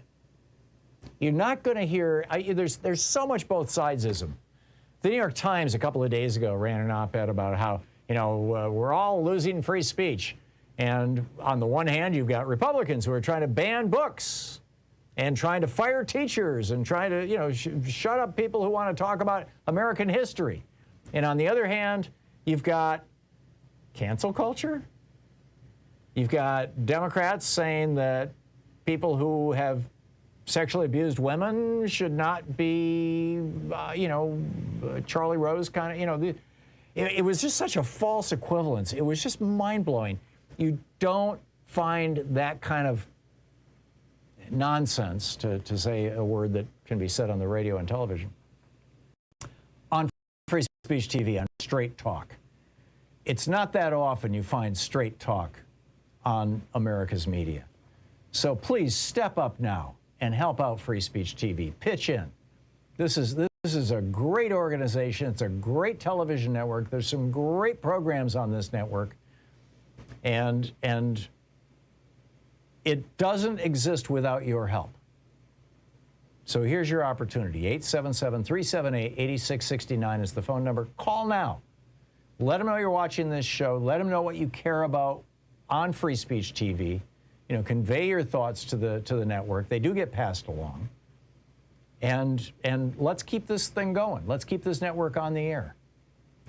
With the $20 gift, you have your choice of the Free Speech TV Clear sticker or the Free Speech TV bumper sticker or the Proud Student of a Thom Hartmann University bumper sticker. If nothing else, it's a great gag gift, right? They're cute. They really are kind of cool. With a $50 gift, there's the Free Speech TV Seed Bomb. Celebrate Earth Day every day. With a $75 gift, there's the Free Speech TV hat or the Free Speech TV mug. With a $100 gift, they will plant a tree on your behalf. With a $120 gift, this is the one and only way to get a copy of my newest book, The Hidden History of Big Brother in America. And I put a hell of a lot of work into this book. And I'm not saying you should try to get it because of that, but my point is that there is the stuff that I learned in the course of writing this book just blew my mind. I was just amazed. And I'll be talking about it, more on the program as time goes on, but I think you're really going to find it useful, not just, enjoy reading it, but find it useful, informative. That's with a $120 gift and autographed by the author, or the Free Speech TV Solidarity t-shirt with a $120 gift. With a $240 gift, you have your choice of the virtual meet and greet or the banned book box from Free Speech TV. You can also get that with a $20 a month commitment for 12 months. And that's Toni Morrison's book, The Bluest Eye, Mouse by Art Spiegelman, and Beyond Magenta by Susan Cookland. And with a $1,000 gift, come here to Portland and hang out with us, and I'll buy you lunch. You can watch the last hour of the program being put together.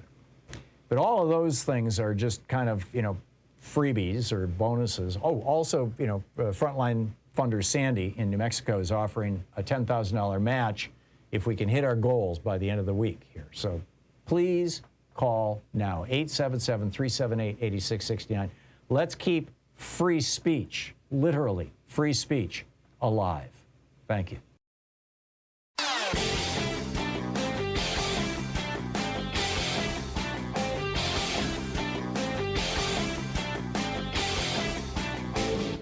Hey, thanks so much for sharing our program and for reaching out to our stations and sponsors and letting them know that you're listening. It really means a lot to us.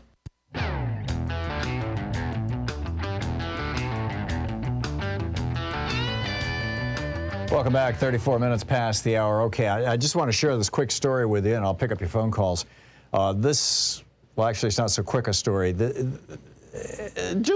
The question that I'd like to frame this story in the context of, and I'll just put this right to you, is how would this story that I'm about to share with you be treated if it was about Muslims in the United States, or if it was about black people or Hispanic people in the United States? Here's the story. The headline, this is by Jordan Green over at rawstory.com. He's a staff reporter. The headline, a neo-Nazi terror cell plotted to kill Black Lives Matter leaders and attack the American power grid When arrests began, a cop this is a cop from Indiana, started singing. Paul James Kriskuk, a former porn actor who used the alias Deacon, pleaded guilty to conspiracy to damage an energy facility. This was last month. Marine Corps veteran Justin Wade Hermanson, a.k.a. Sandman, entered a guilty plea for conspiracy to illegally manufacture, ship, transport, and receive firearms on March 8th. 3 co-defendants have yet to be arraigned on multiple counts of conspiracy to illegally manufacture and transport firearms and destruction of an energy facility. These guys met through a website called Iron March, which is now out of business, but for many years it was the online nexus for violent Nazis. In fact, according to Wikipedia, over 100 murders could be tracked back to it. Collins wrote in a post on Iron March in August 2017, the same month he entered basic training for the Marine Corps, that he could run live fire exercises. He said, think of it as a modern-day SS. Yes, these people are Nazis. He outlined a plan for launching a race war, laying the groundwork for a future white ethno-state. Quote, first order of business is knocking down the system, capital T, capital S, the system, mounting it and smashing its face until it has been beaten past the point of death. They're speaking of the United States of America here.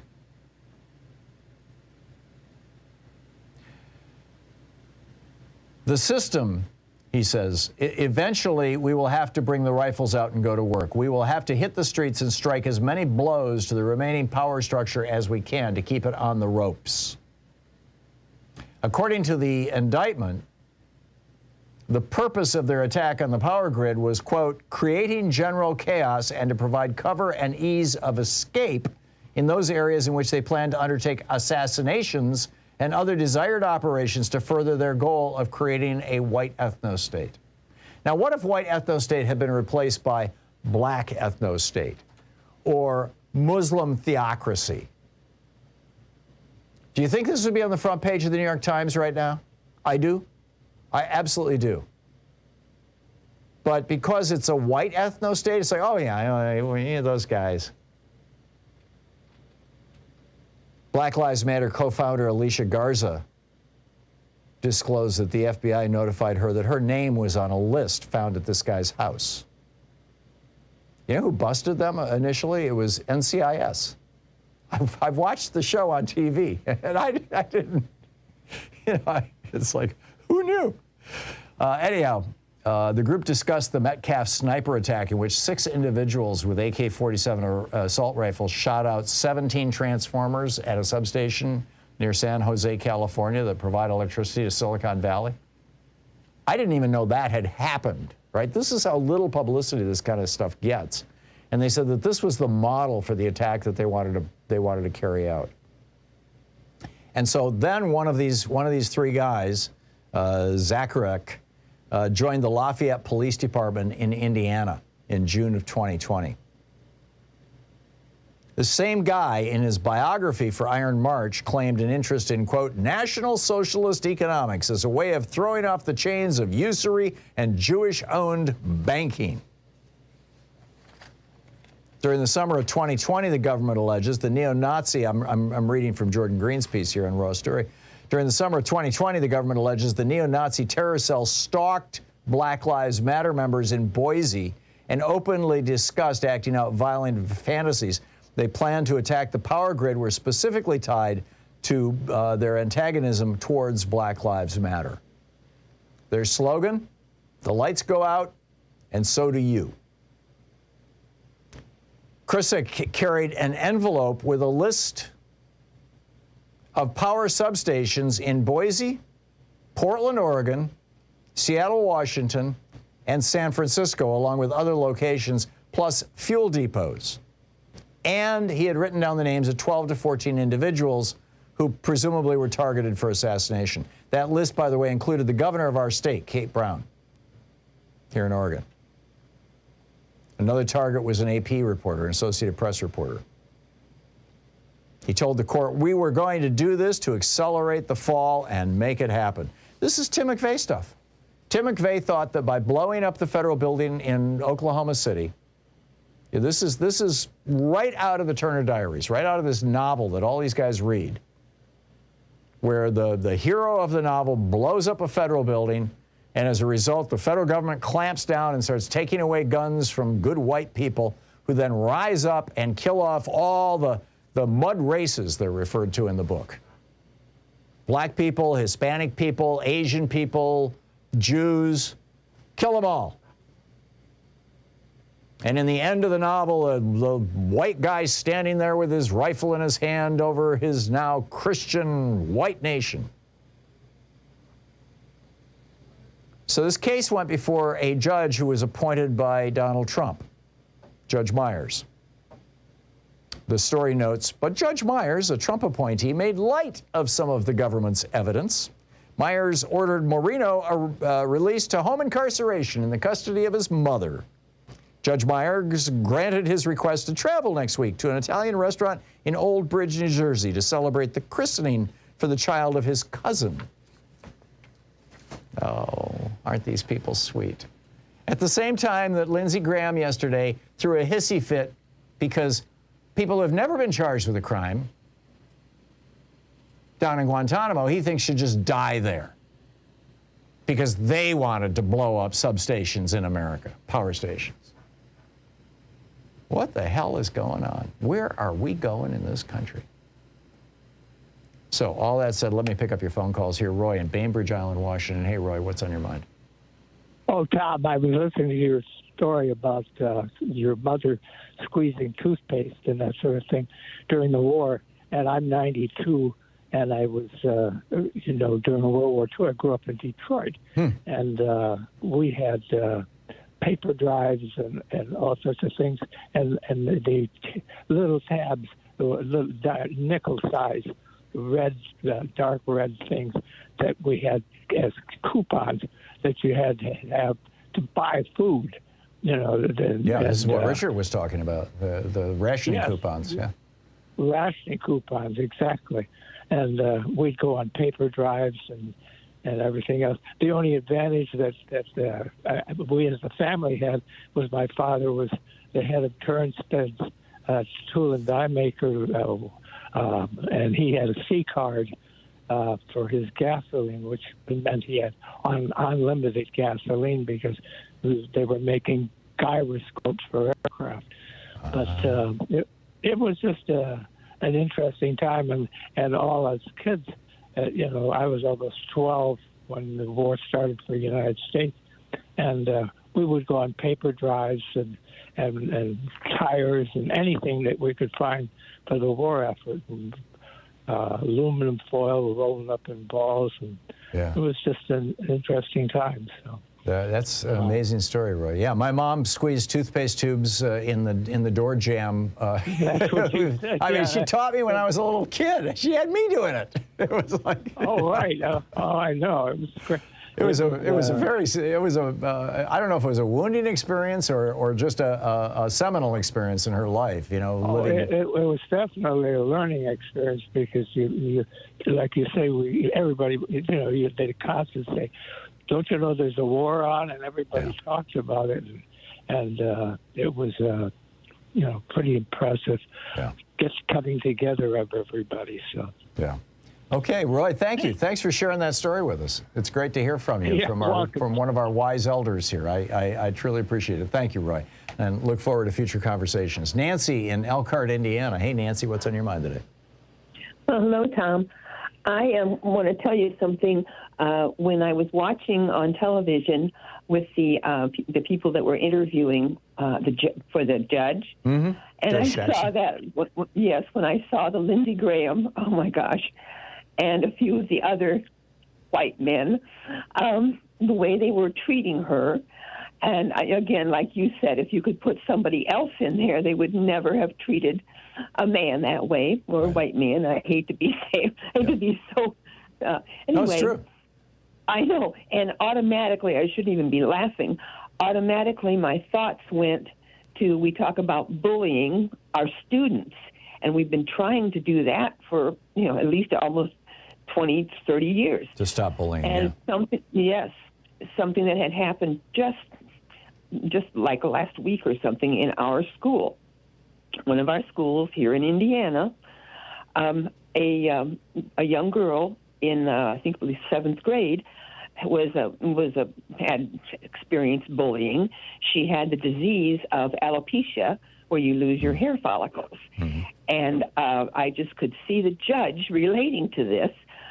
Anyway, this young girl had been wearing a wig to school, and some of the good children that were bullying her had pulled off the wig. Right. And I guess this had happened more than once. And it was a school right here in town, a middle school. And I guess in bullying, she had eventually committed suicide. Oh, my God. And yes, that's the same condition that Cori Bush has, isn't it? Am I remembering right that Cori Bush is the one who has a bald head because of alopecia? Sorry? Oh, it's Presley, Ayanna Presley, Sean tells me. I'm sorry. I mixed up two black women. My apologies. Okay. Well, anyway, this is, we want to know where our Republican older men, like Lindsay, maybe a grandfather, I don't know. But anyway, our younger Republican Party, I can remember those kind of students in school. I've been retired for like 15 years. Yeah. But that comes up. I mean, you don't, just like you said, they're born that way. Yeah. And no matter what it is, just again, like, parents, right. They don't want their little. So your concern, feeling bad. Right. So your concern, Nancy, is that what the Republicans are modeling for the youth of America right now on television is how to bully minority or how to bully anybody. Yeah, that's exactly right. Here, the parents are worried about they don't want their children feeling bad. Well, why not? They're concerned. Okay, let's don't bully anybody. Yeah. And because that you grow up bullying adults, and you want them to, those Republicans, let's vote this way so we're not all hurt. Yeah. So that's all. Thank you. It's amazing. Nancy, thank you. Thank you very much for the call. It's 47 minutes past the hour. We'll be back with more of the news of the day and your calls. Well, specifically your calls on the other side of this break. Stick around. We'll be right back.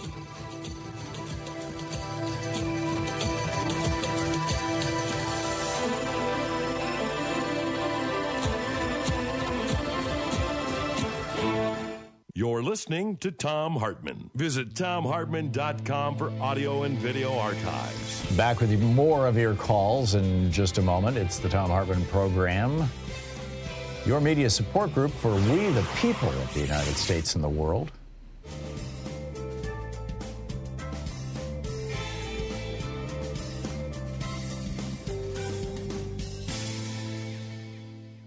Welcome back. Mary in Arlington, Texas. Hey, Mary, what's up? Yes, I wanted to call about sounds like you got a dog. My dog is having a fit here. Anyway, I wanted to call about that. About Tim McVeigh? Yes. He didn't try to start a war. He was mad because Waco. No, he thought the government. He committed that crime on the second anniversary. Let me finish my point. Okay. And I will tell you, he did do the bomb on the Turner Diaries, yes. But he considered the government too aggressive for the Reds, the whole situation. He was so PTSD or whatever you call him. He had a great. Yeah, he was an Iraq record. War vet. Yes. Yeah, no, I get that, Nancy, Mary, but his colleague, Terry McNichols, if I'm remembering right, or maybe it was just Terry Nichols, testified that Tim McVeigh believed that this could start the race war, as in the Turner Diaries. No, he didn't, because he made, if you look it up, you can see his statements. He made several statements. In fact, it took him 6 years to kill him. He made several. And he said, our government is too aggressive. He didn't have anything against the black people. That wasn't him. Okay. The Turner Diary. He said it in his own words. Yeah. All right, Mary. I'll take your word for it for the moment. But I believe you're wrong, respectfully. It was on the anniversary of Waco. That's true. Richard in Huntsville, Texas. Hey, Richard, what's up? Oh, gosh. Well, my story is nothing compared to what you just told us about the white supremacists getting a little slap on the wrist. However, it does fit into the book that you recommended that I read, and I loved it, by Milton Meyer. Yeah, they thought they were free. They thought they were free. Oh, yeah, it fits right in there where we're just slowly indoctrinated gradually into believing that. But anyway, the reason I called is, and it's going to sound like I called to brag about being prophetic, but I wish I wasn't. But I remember when Donald Trump was elected, I jetted out all the friends, relatives, and neighbors that could not see this man for who he is, in the respect that this kind of thought is not isolated around picking a president. And I don't want to be around these people when it surfaces later on in their life, when it manifests itself later on. I don't want to be around them. And lo and behold, I got confirmed and get compounded times 1,000 when COVID-19 comes, with these same people refusing to wear a mask, refusing to even acknowledge that it's a pandemic, refusing to get vaccines. So, I mean, I hate to sound like I'm patting myself. I wish I was wrong, believe me. Yeah. But my God, it was just like what I said. I don't want to be around these ignorant fools when it resurfaces. And this before we ever even heard of COVID-19. Like I said, this was right after the election. I just turned them off. And I know I hurt a lot of them's feelings, but you know, I minored in political science, so I knew a little bit of what I was talking about, and I thought they would have been listening to me. But evidently not, and still not. Oh, they've done the math, Richard. Trump voters have died of COVID in much, much higher numbers than Biden voters, for example. I mean, it's just like it's like, you know, it's not just red state, blue state. It's at the level of individual voters as well. Maybe the earlier caller is right. There is no cure for stupid. I'm inclined to have a little more faith and hope in the future of humanity, but boy, we're living through a tragedy. We'll be right back.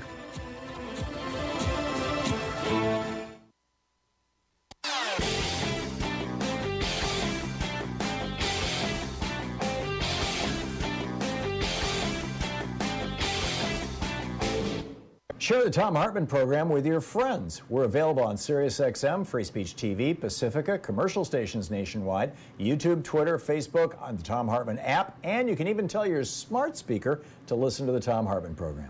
So how do you know which party has the most crooks in it?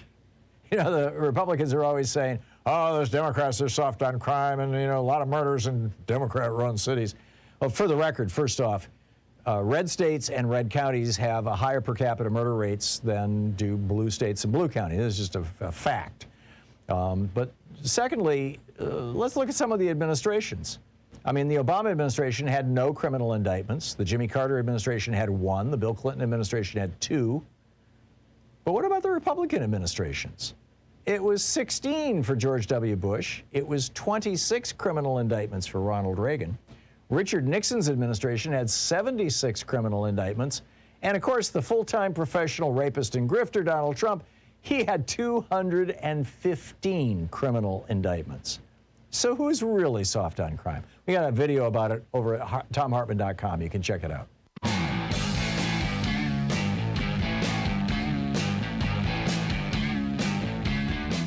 And welcome back.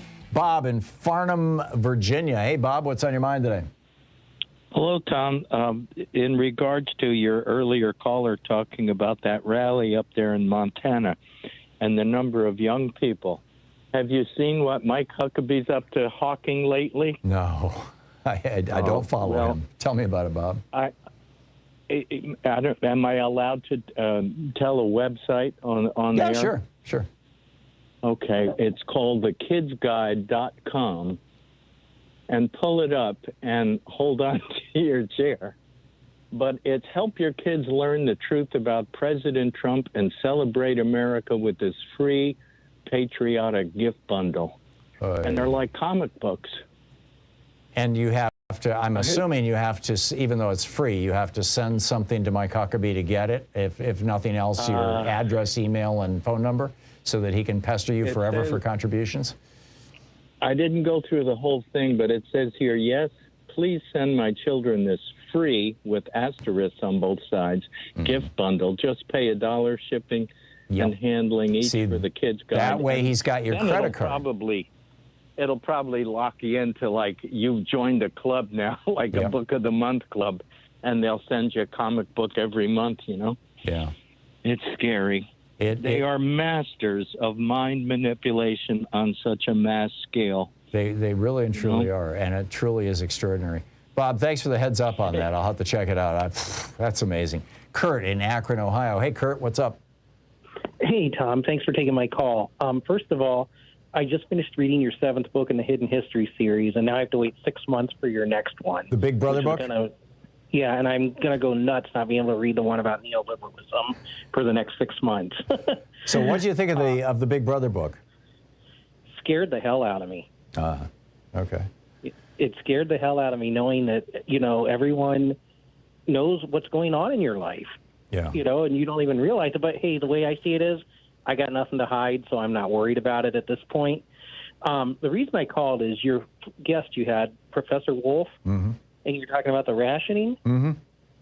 If we end up going to this, and I know for a fact they have this, that being an old-time radio enthusiast, I actually have some of this in my old-time radio archives. They had a program called Know Your Pocketbook during the war.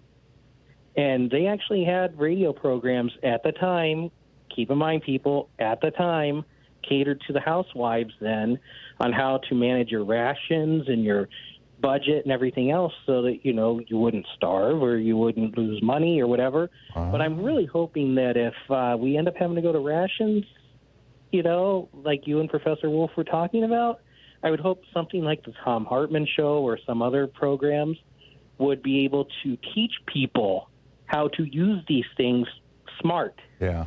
I can pretty much guarantee you, Kurt, we won't. I mean, this is a different era. The fifth column back then pretty much evaporated when we joined World War II.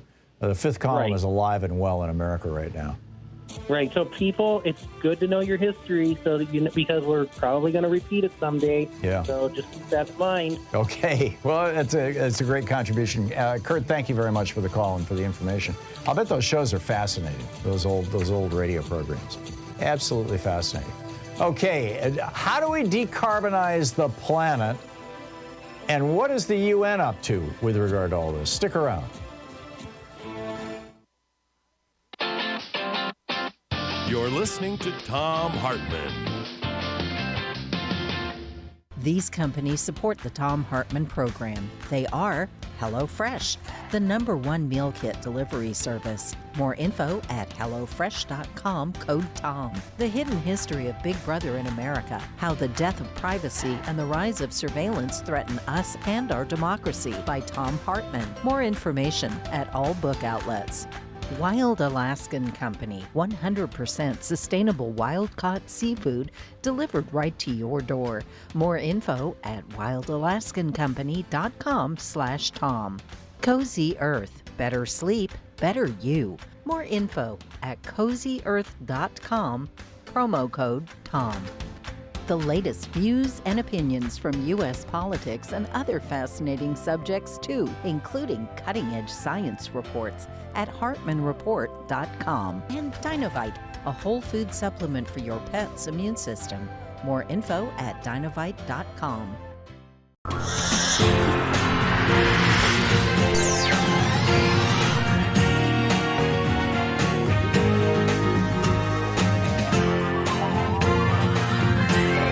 We say fight back!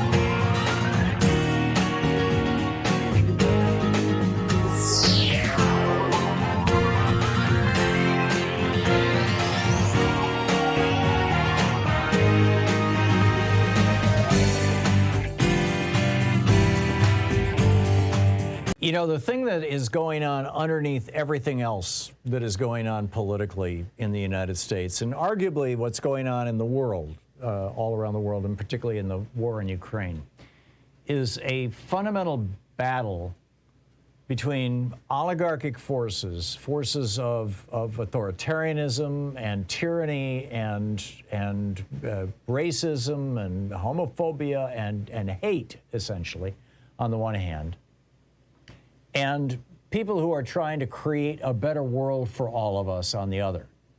The forces of basically, you know, and not to sound trite or cliched, but the love and goodness and honesty and you know, respecting the rights of the marginalized and of everybody. We see this being played out in our politics. You know, I was watching yesterday the confirmation hearings for Judge Jackson, and you know, watching old white men harassing. I can't think of a better word. Harassing a black woman. I mean, you know, what could be more on that side, right? On that Republican side, or on that authoritarian side, and the way that, you know, people like Sheldon Whitehouse have spoken out on the Democratic side. There's just an essential nobility, in my opinion. You know, I get it that this is an opinion, but I think I can back that opinion up. And you know, we're seeing the same thing around the world. We're seeing an extraordinary nobility among the Ukrainians and an extraordinary level of brutal violence and absolute, you know, embrace of hierarchy and hatred on the Russian side. It's like the micro and the macro, but this is the world that we're dealing with. And there aren't a lot of sources right now where you can get your news, where you will hear those contrasts laid out as starkly as I just said it. You're not going to hear, there's so much both sidesism. The New York Times a couple of days ago ran an op-ed about how, you know, we're all losing free speech. And on the one hand, you've got Republicans who are trying to ban books and trying to fire teachers and trying to, you know, shut up people who want to talk about American history. And on the other hand, you've got cancel culture. You've got Democrats saying that people who have sexually abused women should not be, you know, Charlie Rose kind of, you know. It was just such a false equivalence. It was just mind-blowing. You don't find that kind of nonsense, to say a word that can be said on the radio and television, on Free Speech TV. On Free Speech TV, you get straight talk. It's not that often you find straight talk on America's media. So please step up now and help out Free Speech TV. Pitch in. This is a great organization. It's a great television network. There's some great programs on this network. And it doesn't exist without your help. So here's your opportunity. 877-378-8669 is the phone number. Call now. Let them know you're watching this show. Let them know what you care about on Free Speech TV. You know, convey your thoughts to the network. They do get passed along. And let's keep this thing going. Let's keep this network on the air. With the $20 gift, you have your choice of the Free Speech TV clear sticker, or the Free Speech TV bumper sticker, or the proud student of a Thom Hartmann University bumper sticker. If nothing else, it's a great gag gift, right? They're cute. They really are kind of cool. With a $50 gift, there's the Free Speech TV seed bomb. Celebrate Earth Day every day. With a $75 gift, there's the Free Speech TV hat or the Free Speech TV mug. With a $100 gift, they will plant a tree on your behalf. With a $120 gift, this is the one and only way to get a copy of my newest book, The Hidden History of Big Brother in America. And I put a hell of a lot of work into this book. And I'm not saying you should try to get it because of that, but my point is that there is the stuff that I learned in the course of writing this book just blew my mind. I was just amazed. And I'll be talking about it, you know, more on the program as time goes on, but I think you're really going to find it useful. Not just, you know, enjoy reading it, but find it useful, informative. That's with a $120 gift and autographed by the author. Or the Free Speech TV Solidarity t-shirt with a $120 gift. With a $240 gift, you have your choice of the virtual meet and greet or the banned book box from Free Speech TV. You can also get that with a $20 a month commitment for 12 months. And that's Toni Morrison's book, The Bluest Eye, Mouse by Art Spiegelman, and Beyond Magenta by Susan Cookland. And with a $1,000 gift, come here to Portland and hang out with us, and I'll buy you a lunch. You can watch the last hour of the program being put together. But all of those things are just kind of, freebies or bonuses. Oh, also, Frontline funder Sandy in New Mexico is offering a $10,000 match if we can hit our goals by the end of the week here. So please call now, 877-378-8669. Let's keep free speech, literally free speech, alive. Thank you.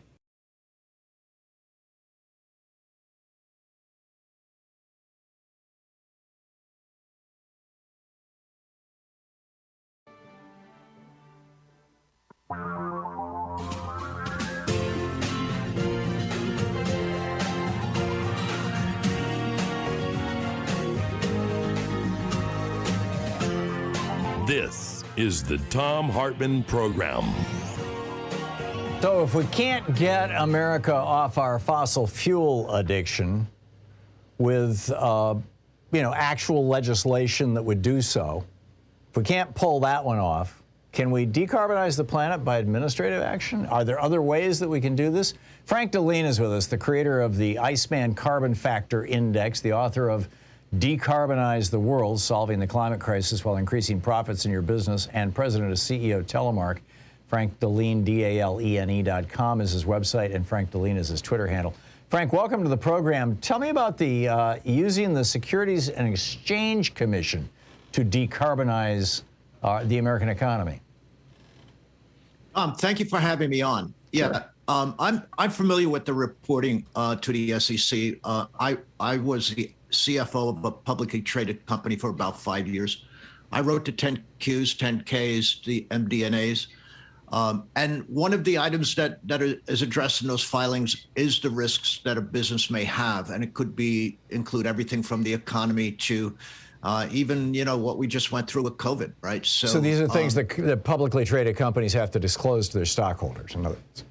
Absolutely. And I saw this coming for a while. I saw activist investors requiring their boards to identify what these risks are. Mm-hmm. And the system I developed, it can be very instrumental in reporting these greenhouse gas numbers.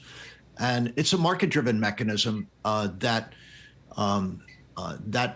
measures the carbon footprint of all manufactured products all the way down the supply chain to where the natural resource comes out of the ground.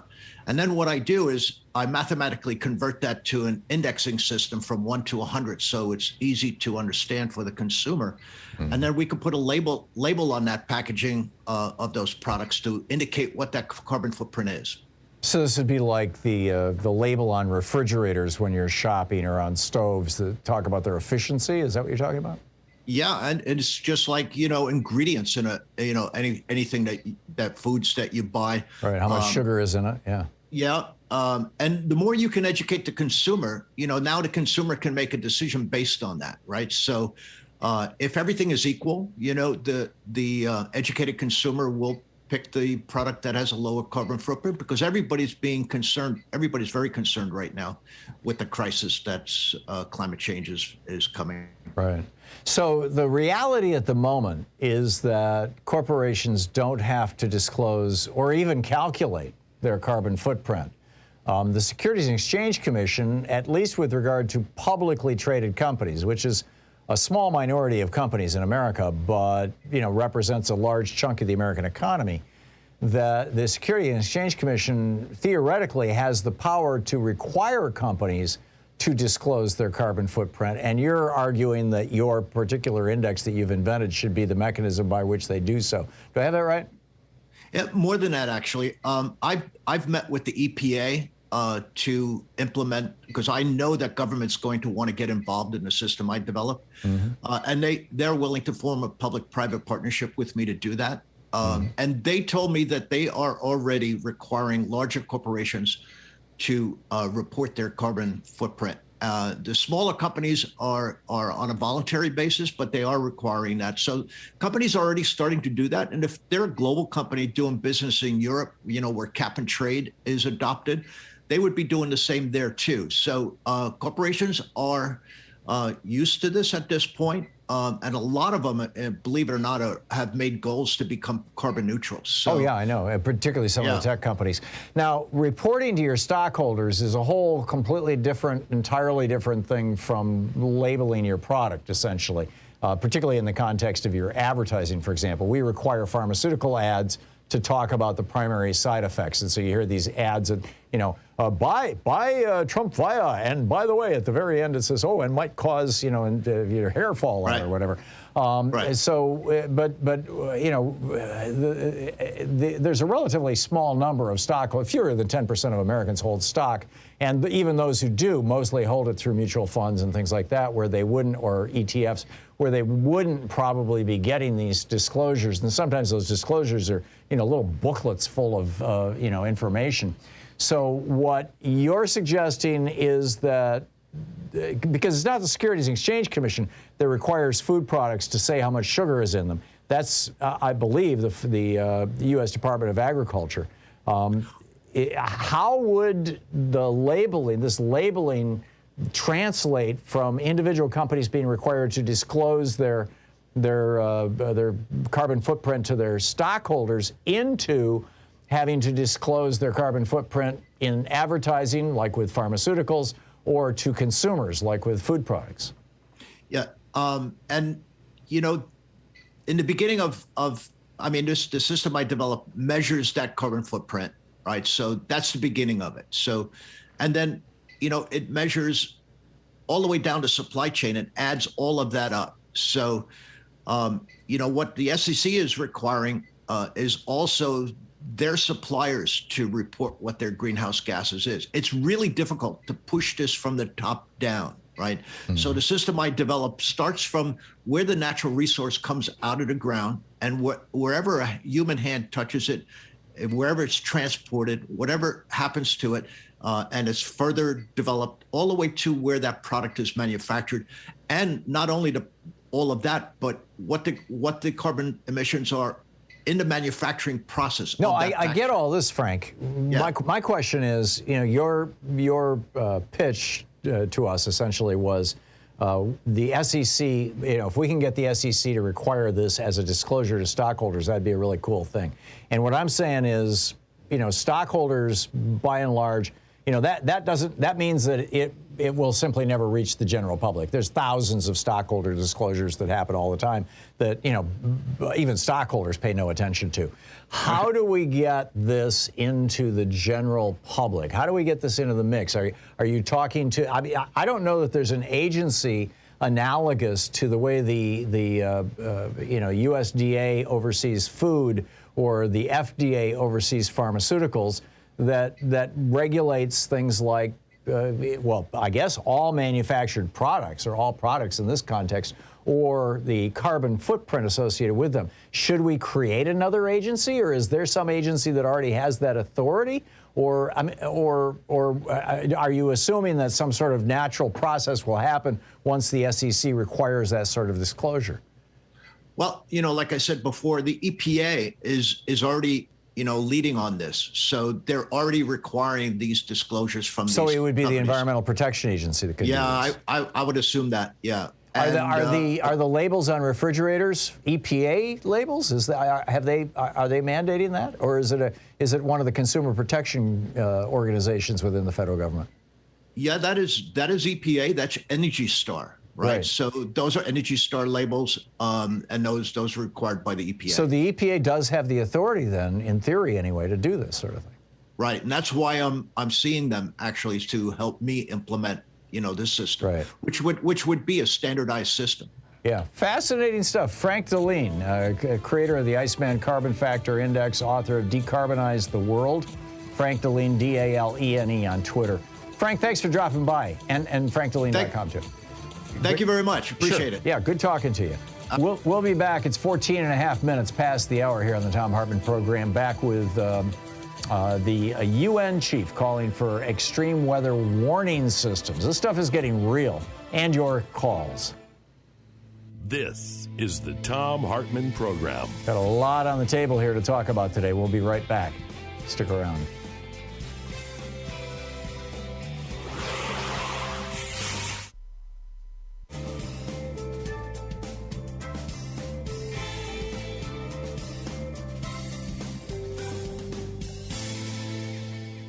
And welcome back. Rachel in Needham, Massachusetts. Hey, Rachel, what's on your mind today? Hey, hi. I'm calling because of the gentleman from Idaho. I forget his name, Mike maybe, or Jack. Yeah. He talked about the Brad Little. I'm sorry, hold on. Right, just to set this up for you, Rachel, we had a caller earlier from Idaho who said that the governor is on, and somebody also tweeted this story. If you just look at my Twitter, the people who have tweeted to me, somebody tweeted it at me. The story is that the legislature in Idaho passed a law that any relative of a fetus, which would include, if the fetus was the consequence of rape, would include the relatives of the rapist, can sue a doctor for up to $20,000 if that doctor performs an abortion. That's what we're talking about, right, Rachel? Yes, exactly. And it's not just rapists, it's anybody. Like, sure. If I got pregnant and I wanted to get an abortion, my sister could help me. When I listened to that, I was thinking, so they're identifying the rapist. So once the courts are notified that the rapist has been identified, or the police, or whoever does that, then they can pick up the rapist and charge him. Well, unless they've got a Trump-appointed judge. I'm sorry, I'm being facetious. But yeah, in theory, that would be the case. Proving rape rape is one of the harder crimes to prove in many cases. And particularly date rape, what has been described in the past as gray area rape. So I wouldn't be quite so confident that this would bring justice to rapists. Oh no, and I am a survivor myself, not of date rape, a different type. Yeah. It was in my house. Yeah. So you know whereof what I speak. Yeah. I do a little bit, but this what I read. There's a Vanity Fair article, and it says that it's just for 4 years. This bill 1309 is just for 4 years. Like after 4 years, it runs out. So you've got 4 years to sue the doctor and get your $20,000 bounty. Exactly. Yeah, and then it says here in the Vanity Fair article that under these provisions, the lawsuit really isn't actually about the lawsuit. It's about the threat of lawsuits, just like the Texas bill. Right. They're just trying to scare people. Right. The abortion clinics have shut down in Texas. The clinics into not performing the procedure. Yeah. Right. So, yeah. Well, I can tell you this. It references the New York Times saying that women have to file a report and show it to the provider before they get an abortion. So there's all these hoops and everything you got to go through, I guess. Yeah, plus it becomes public knowledge. Oregon, our governor is asking for, in my recollection, is an additional $20 million to help abortion providers in Oregon get ready for the onslaught of women coming from Idaho when the abortion clinics in Idaho are shut down as a result of this law, which I believe becomes law today, whether the governor signs it or not. I could be wrong on that, but it's this week. Excuse me. Rachel, thank you for the call. Amazing stuff. Who would have ever thought we'd come to this? We'll be right back. It's 19 minutes past the hour.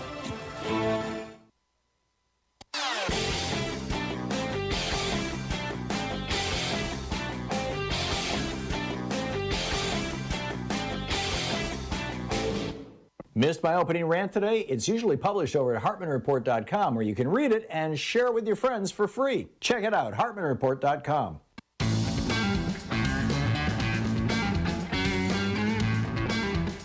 Welcome back. 19 minutes past the hour, and The Guardian has this fascinating article about how the UN climate chief, this Antonio Guterres, or the UN chief, the Secretary General of the United Nations, says that the entire planet should be covered by early warning systems within 5 years. Just think about that for a minute. You know, I grew up in the Midwest. I grew up in Lansing, Michigan, and we would have tornadoes come through periodically. I remember when one took out the home of a family that lived a few miles from us. We drove over to look at it, and it was just, I was a little kid at the time, maybe 8 or 9, and I was just shocked by the devastation of that tornado. And you know, we would have tornado alerts, and we'd go down in the basement. It was rare. It was very rare, in fact. I can only remember a few of them when I was a kid, but it happened. But, and so, you know, when you live in the tornado belt, and I'm not sure Michigan is in the tornado belt as much as, you know, for example, Kansas, but when you live in the tornado belt, you kind of get used to having early warning systems. But now, with weather wilding as a consequence of all the carbon pollution that we have poured into the atmosphere and continue to pour into the atmosphere. I mean, we're pouring carbon into the atmosphere now at a faster rate than we were a decade or 2 decades or 3 or 4 decades ago. It has picked up rather than slowed down. And so now you've got, you know, only about a third of the people around the world are covered by some kind of early warning system. And what Gutierrez is suggesting is that everybody should be, because no place is immune anymore. It might not be tornadoes. It might be wildfires. It might not be wildfires. It might be like we had in Oregon last year, three consecutive days of 116-degree weather. And, you know, people who were sleeping outside were dying. We had a couple hundred deaths here in the Pacific Northwest as a consequence of that heat wave, that heat dome, which came about because the jet stream is breaking down. The jet stream is breaking down because the Arctic is warming 3 times faster than the rest of the, you know, than the mid-latitudes. And it's breaking down the jet stream, and so we're getting wild weather patterns here. And so here comes, he says, it's unacceptable that so many people are still not covered by early warning systems. He said, we must invest equally in adaptation and resiliency. That includes the information that allows us to anticipate storms, heat waves, floods, and droughts. He says that covering the global population with such warnings would only cost about $1.5 billion. Keep in mind, we just passed a budget that gave the Pentagon $29 billion more than Joe Biden asked for.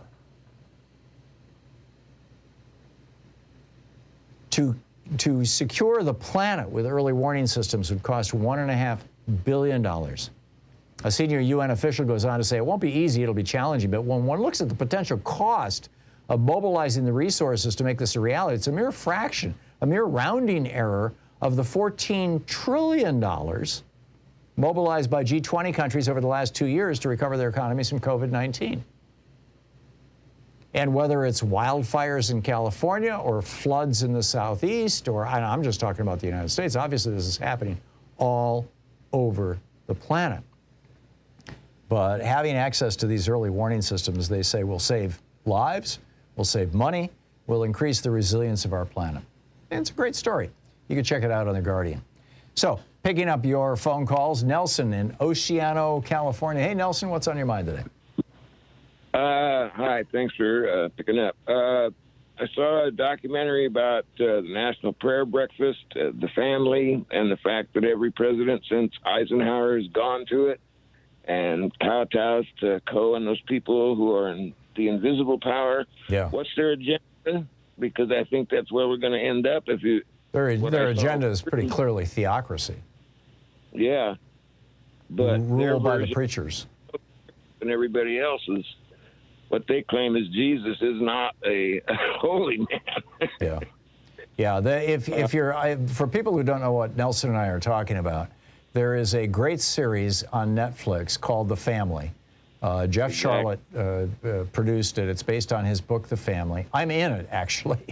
And it's just shocking. I mean, you know, what these guys have created since the 1950s, this theocratic infrastructure that, and they own this house, this row house on E Street in Washington, D.C., where a whole bunch of Republicans live. They give them, you know, subsidized housing in exchange for apparently, you know, promoting the interests of the family. Or just, I doubt there's even a quid pro quo, but, you know, just on the assumption that they will. So, you know, it's go ahead.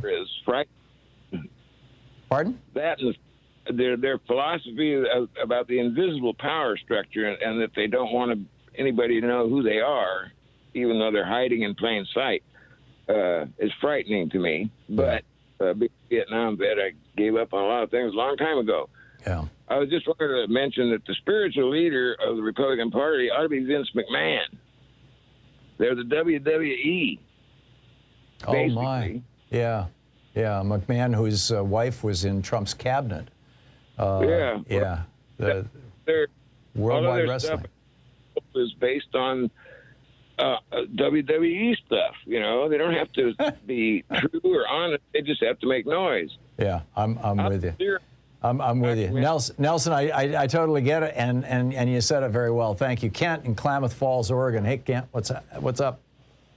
Oh, let me get you off the speaker here.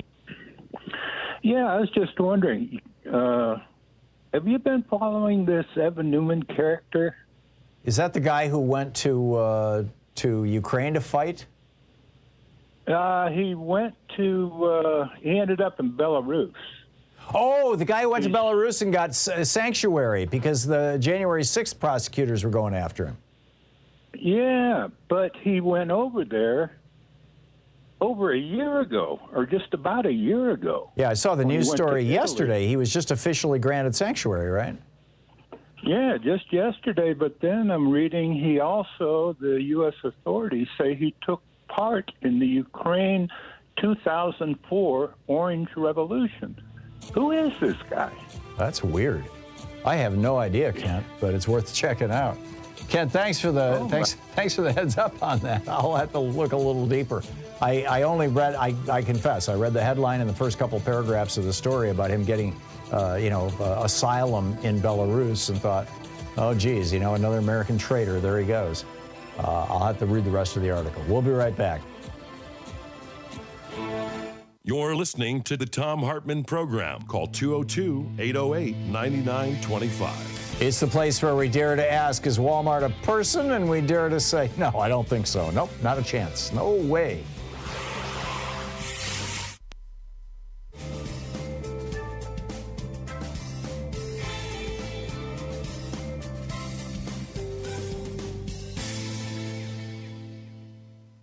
You know, the thing that is going on underneath everything else that is going on politically in the United States, and arguably what's going on in the world, all around the world, and particularly in the war in Ukraine, is a fundamental battle between oligarchic forces of authoritarianism and tyranny and racism and homophobia and hate, essentially, on the one hand, and people who are trying to create a better world for all of us on the other.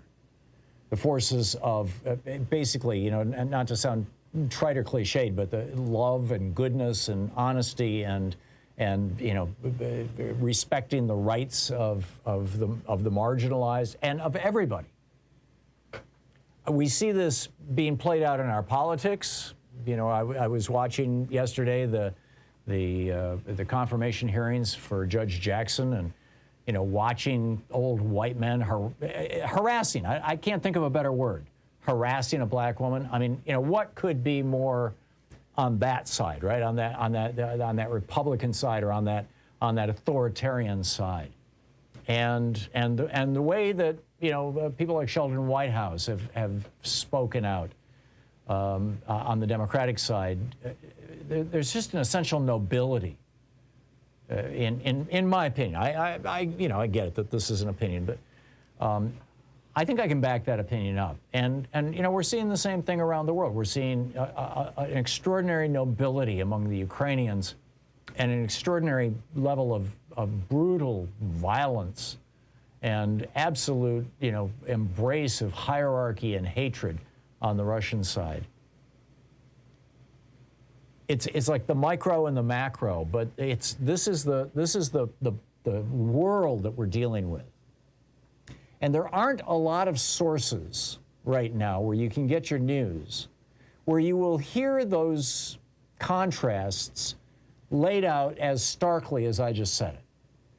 You're not going to hear, there's so much both sidesism.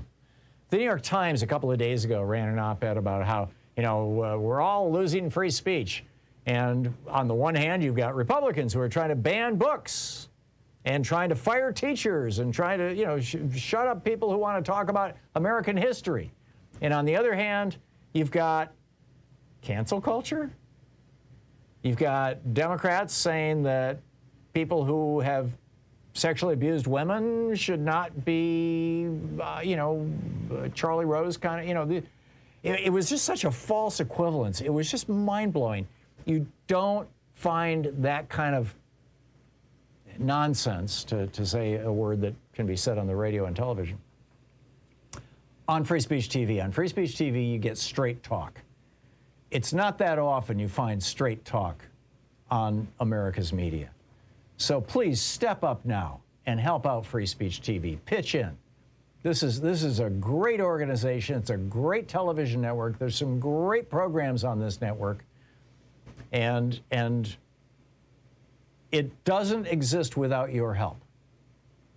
So here's your opportunity. 877-378-8669 is the phone number. Call now. Let them know you're watching this show. Let them know what you care about on Free Speech TV. Convey your thoughts to the network. They do get passed along. And let's keep this thing going. Let's keep this network on the air.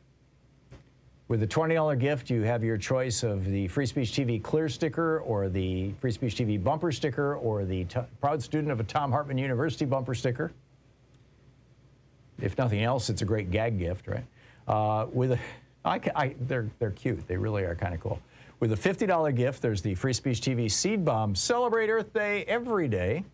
With a $75 gift, there's the Free Speech TV hat or the Free Speech TV mug. With a $100 gift, they will plant a tree on your behalf. With a $120 gift, this is the one and only way to get a copy of my newest book, The Hidden History of Big Brother in America.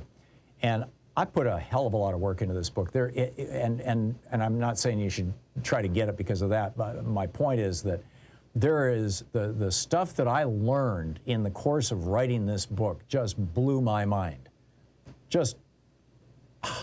I was just amazed. And I'll be talking about it, more on the program as time goes on, but I think you're really going to find it useful. Not just, enjoy reading it, but find it useful, informative. That's with a $120 gift and autographed by the author. Or the Free Speech TV Solidarity t-shirt with a $120 gift. With a $240 gift, you have your choice of the virtual meet and greet or the banned book box from Free Speech TV. You can also get that with a $20 a month commitment for 12 months. And that's Toni Morrison's book, The Bluest Eye, Mouse by Art Spiegelman, and Beyond Magenta by Susan Cookland. And with a $1,000 gift, come here to Portland and hang out with us, and I'll buy you lunch. You can watch the last hour of the program being put together. But all of those things are just kind of, freebies or bonuses. Oh, also, Frontline funder Sandy in New Mexico is offering a $10,000 match if we can hit our goals by the end of the week here. So please call now, 877-378-8669. Let's keep free speech, literally free speech, alive. Thank you.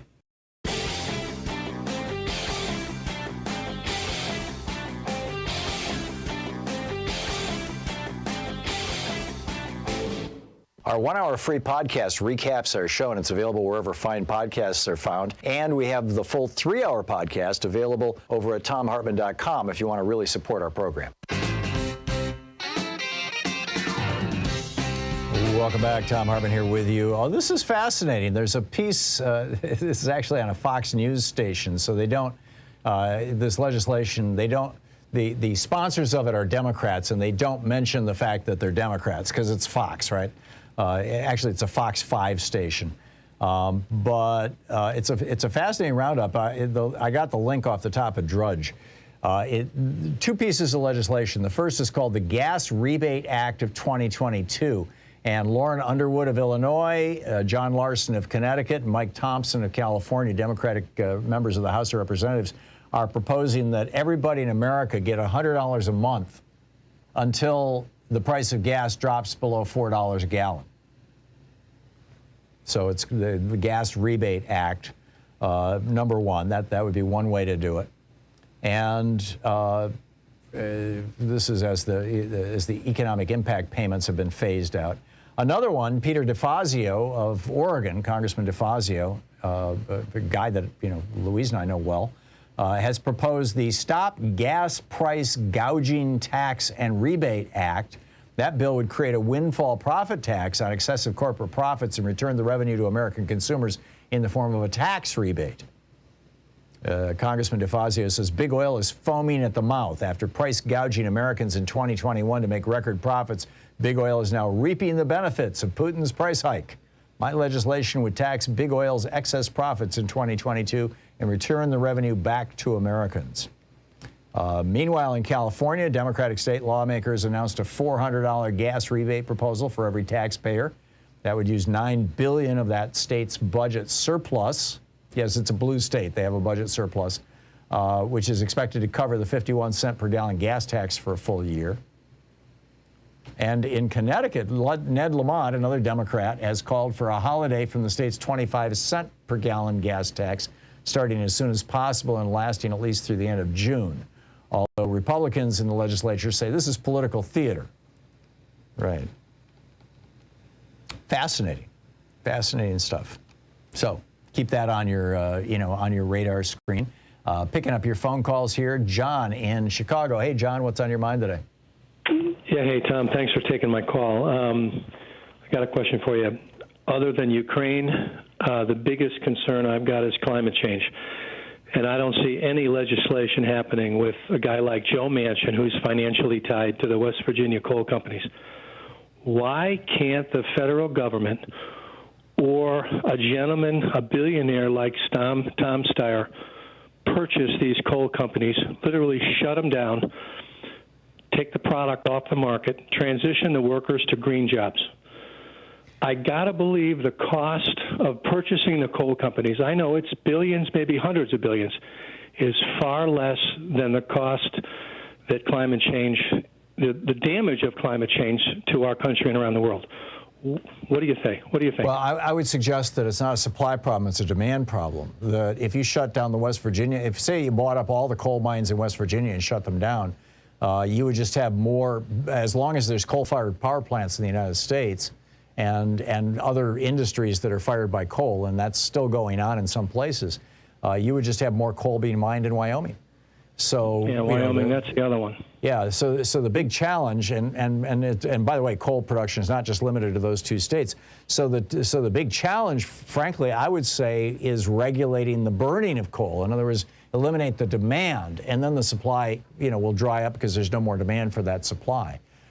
So that would be the way that I would go about it, John. And the other way, of course, is to provide alternatives to energy produced by coal, which would be solar, wind, geothermal, stuff like that. Excuse me.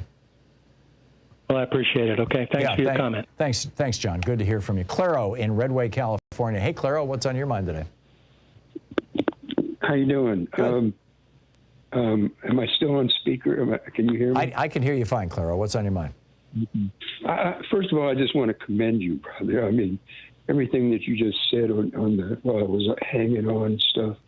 But I have a question. I have a question about the FDIC. The Federal Deposit Insurance Corporation that protects our checking and savings accounts up to, what is it, $250,000 a year, I think, these days? Right. I wonder if you know, are you still there? I am. Okay. I wonder if you have any idea about the small type and if there's any provision for negating their guarantees if, war is declared or some other situation happens. Is there fine print that could set aside the FDIC? I don't know, Claro. My guess would be not that if there was, that would be, I mean, there are people who are just like so aggressively opposed to government basically doing anything or protecting anybody. And you would think that they would be saying, yeah, but if there's a hurricane, you're not going to, you know, or whatever. So I can't say definitively because I've never read the fine print at the FDIC.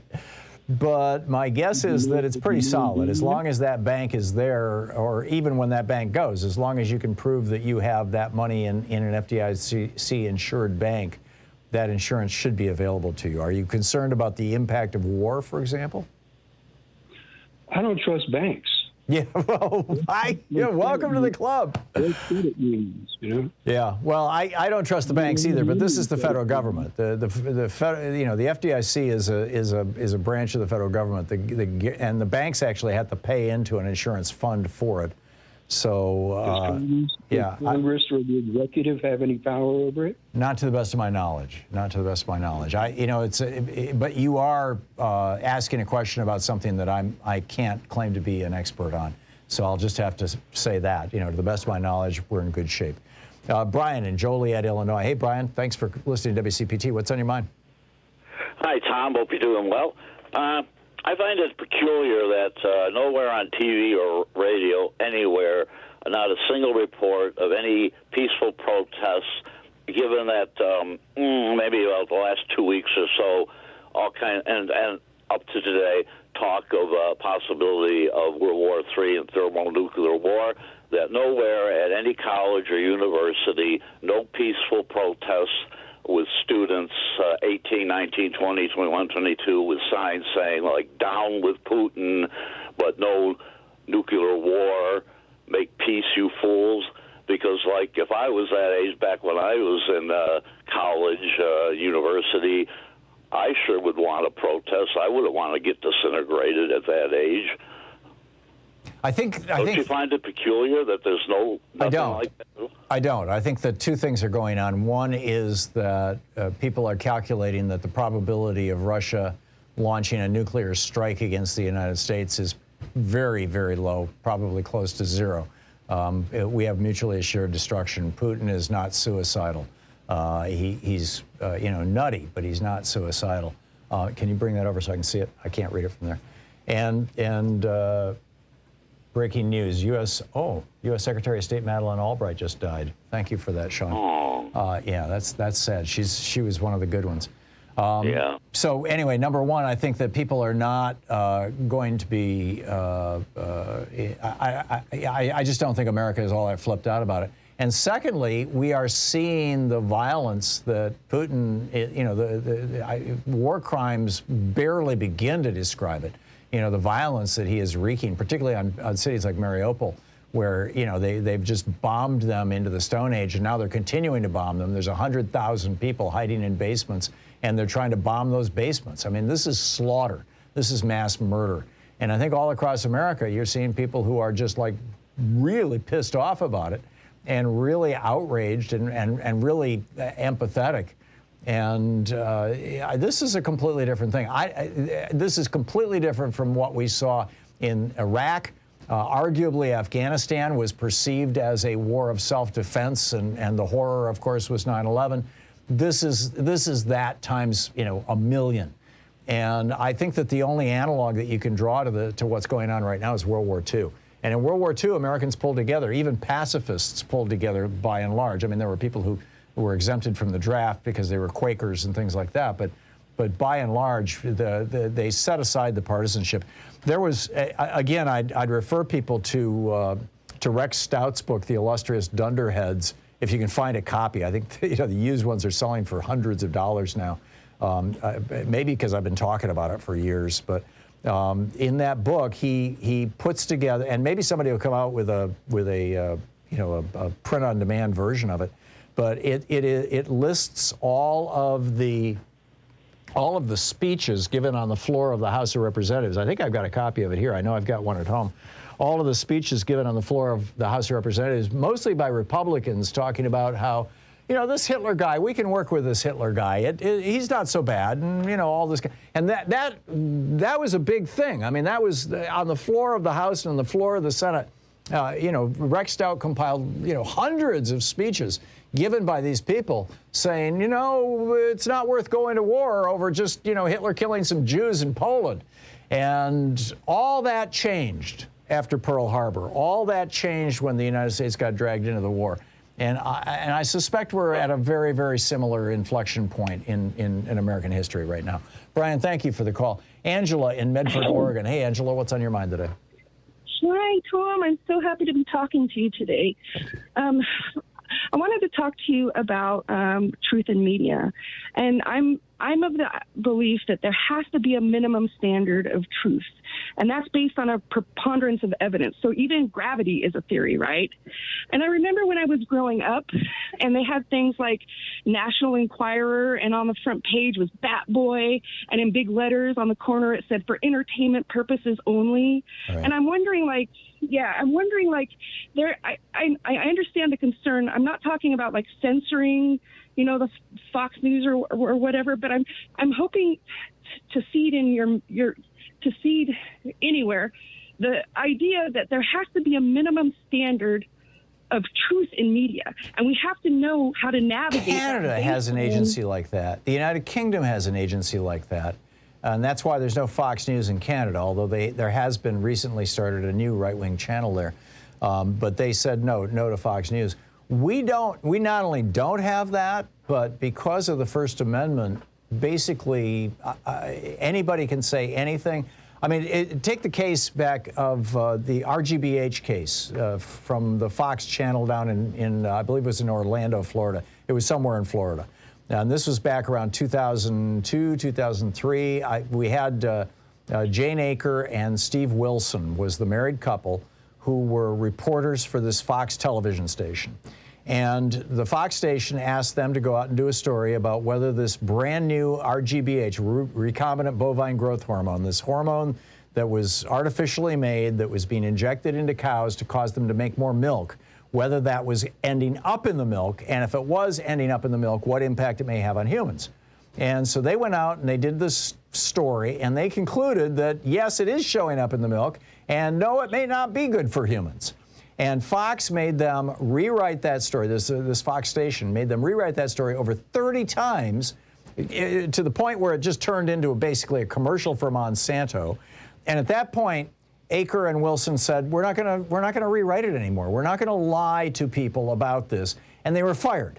They sued for wrongful termination, and a jury of their peers, a jury of 6 people in Florida, awarded them $250,000 as a settlement for wrongful termination from that TV station. That Fox station appealed that to the appeals court, and the appeals court ruled that under the First Amendment, a television station has no obligation to tell the truth, and under the employment laws that we have in the United States, a news outlet may force their reporters to lie to people in the news because of the First Amendment, by and large because of the First Amendment. That ruling stands. That's the law of the land right now, Angela. So I don't see how we're going to get around that. That was horribly depressing. I'm sorry to depress you, but we've got to come up with another alternative because that's where it's at right now. Angela, thanks for the call. I share your concerns. I just don't have an easy answer for it.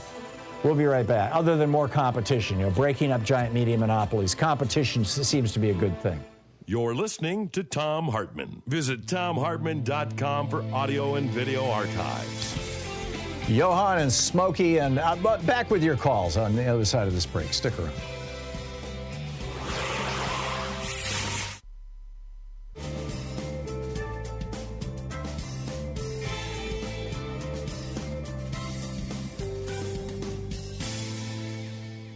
And welcome back. Johan in Los Angeles. Hey, Johan, what's on your mind today?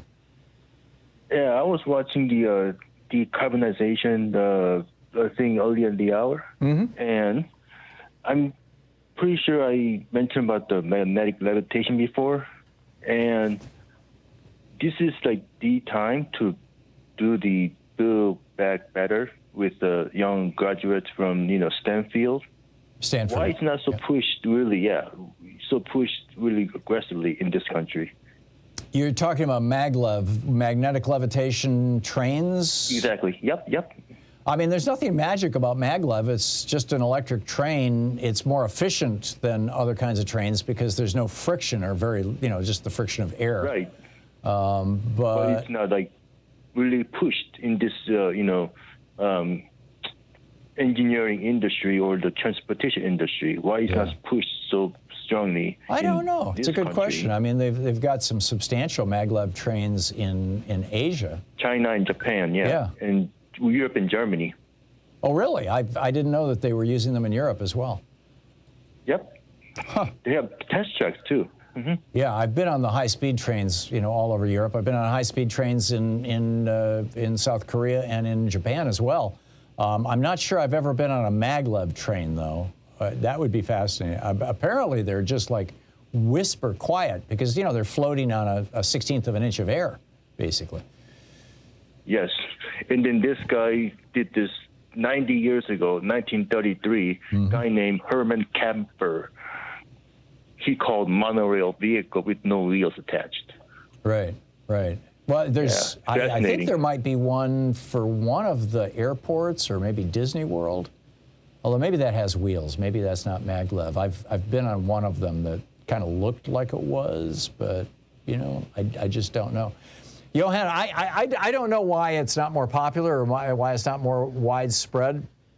I think a bigger question for America right now is why do we have such crappy mass transportation and why don't we make a bigger investment in it?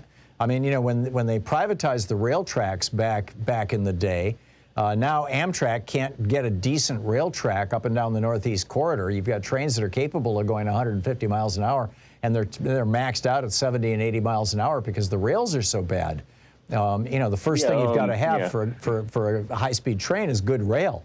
And this is a problem literally all across the United States. And a lot of it has to do with the fact that so much of the rail stock, in fact, maybe all of the rail stock across the United States has been privatized. It's no longer owned by the government, even though the government paid to build it in the first place. I mean, that was, the Golden Spike and Abraham Lincoln in what was it, 1850, I forget the year, but in the 1850s or the 1860s rather, when they had when the railroad from the east and the railroad from the west met in the middle of the country, and Sanderson was the guy. He was there to drive the Golden Spike. He was the railroad's attorney who argued the Santa Clara County versus Southern Pacific Railroad case before the United States Supreme Court in 1886. And he's in that picture, that Golden Strike.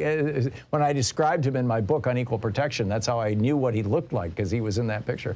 But I don't think that we've had, significant public works since then of that type of mass transit, and we really need them.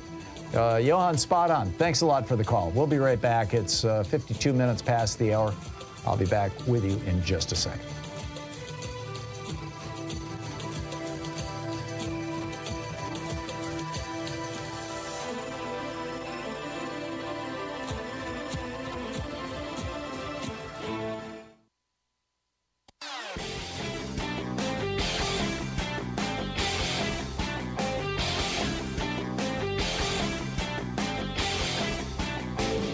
Hey, I've got a new book out. It's called The Hidden History of Big Brother in America, How the Death of Privacy and the Rise of Surveillance Threaten Us and Our Democracy. Available wherever you find fine books. An amazing story out of New Hampshire, the state legislature. This was after, in Virginia, the new governor, Glenn Youngkin, who ran as a, I'm not Donald Trump, and then immediately put up a tip line for parents to turn in their, for parents to report their kids' teachers if they say something subversive. Now in New Hampshire, they've got a law that prohibits the dissemination of certain divisive concepts related to sex and race. Those divisive concepts being that people could be unconsciously racist. A conservative moms group has put up a $500 bounty in New Hampshire for the first person who could destroy the reputation and career of a teacher using this new law. So the teachers union sued the state of New Hampshire, and now the Republicans in New Hampshire, who control the state, are fighting back by putting up a new law that is going to require teachers to take a loyalty oath and ban any, quote, any negative account or representation of the founding and history of the U.S. It's nuts. There's a video about it over at ThomHartmann.com. Check it out.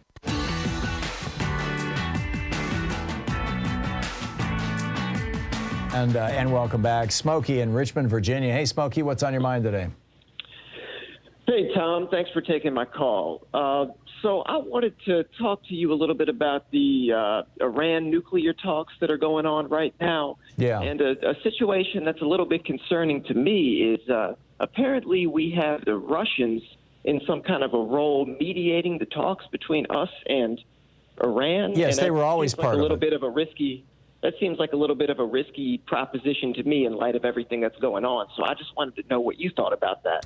I think that Russia has a vested interest in Iran not becoming a nuclear power just like we do, number one. Number two, Iran has aligned themselves far more closely with Russia than with the United States, particularly since the Carter administration, since the fall of the Shah.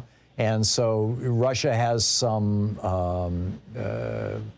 what would you call it, not just, moral and legal power, but diplomatic power, I guess you could call it, in Iran. And, just because Russia is pursuing an insane war in Ukraine doesn't mean that absolutely everything they do is totally nuts or wrong or we should, abandon. I think that to the extent that we can keep Russia in the deal with Iran, we should. That said, what I'm reading is that it's not going well. The negotiations are not going well. That Iran is looking at the fact that Ukraine gave up 1,900 nuclear weapons in 1994 in exchange for a guarantee from Russia of territorial integrity. And obviously that's not working out as planned. This was the Budapest Memorandum of 1994. And so Iran is looking at that going, maybe we don't really want to get rid of our nuclear weapons.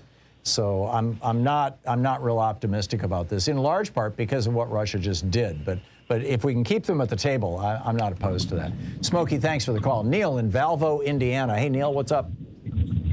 Yeah, Tom, thanks for taking my call. I live next to a liberal college, and when I moved there in 98, 99, 2000, they expressed the kids to, like chalk, writing chalk, their feelings on the sidewalks and cement enclosures. Neil, I'm sorry to have to cut you off, but I am flat out of time here. It was my error entirely. I put you on the air with 15 seconds to go, and it was just not right. Neil, call back tomorrow. We'll get you on. I promise. Thanks so much for being with us today. We'll be back tomorrow, same time, same place. Get out there, get active, tag You're It. You know the script, right, by now. And so, as I said, don't forget democracy is not a spectator sport. Be safe, be good to yourself and people around you, and pray for peace in the world. We'll see you tomorrow.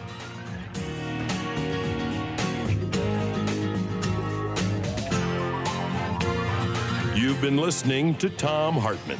For audio and video archives, visit thomhartmann.com.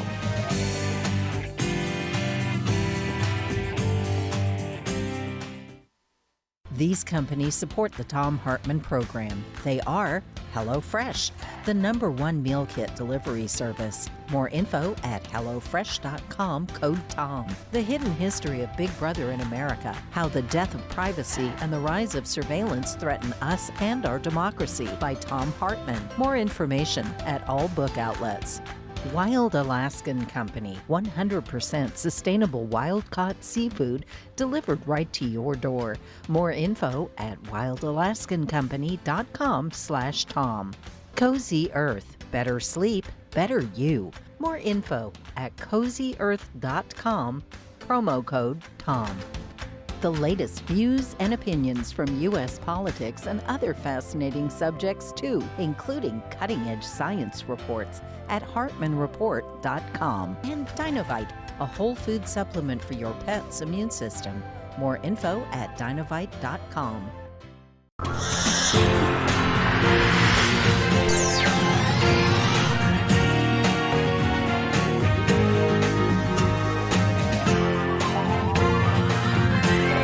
We say fight back!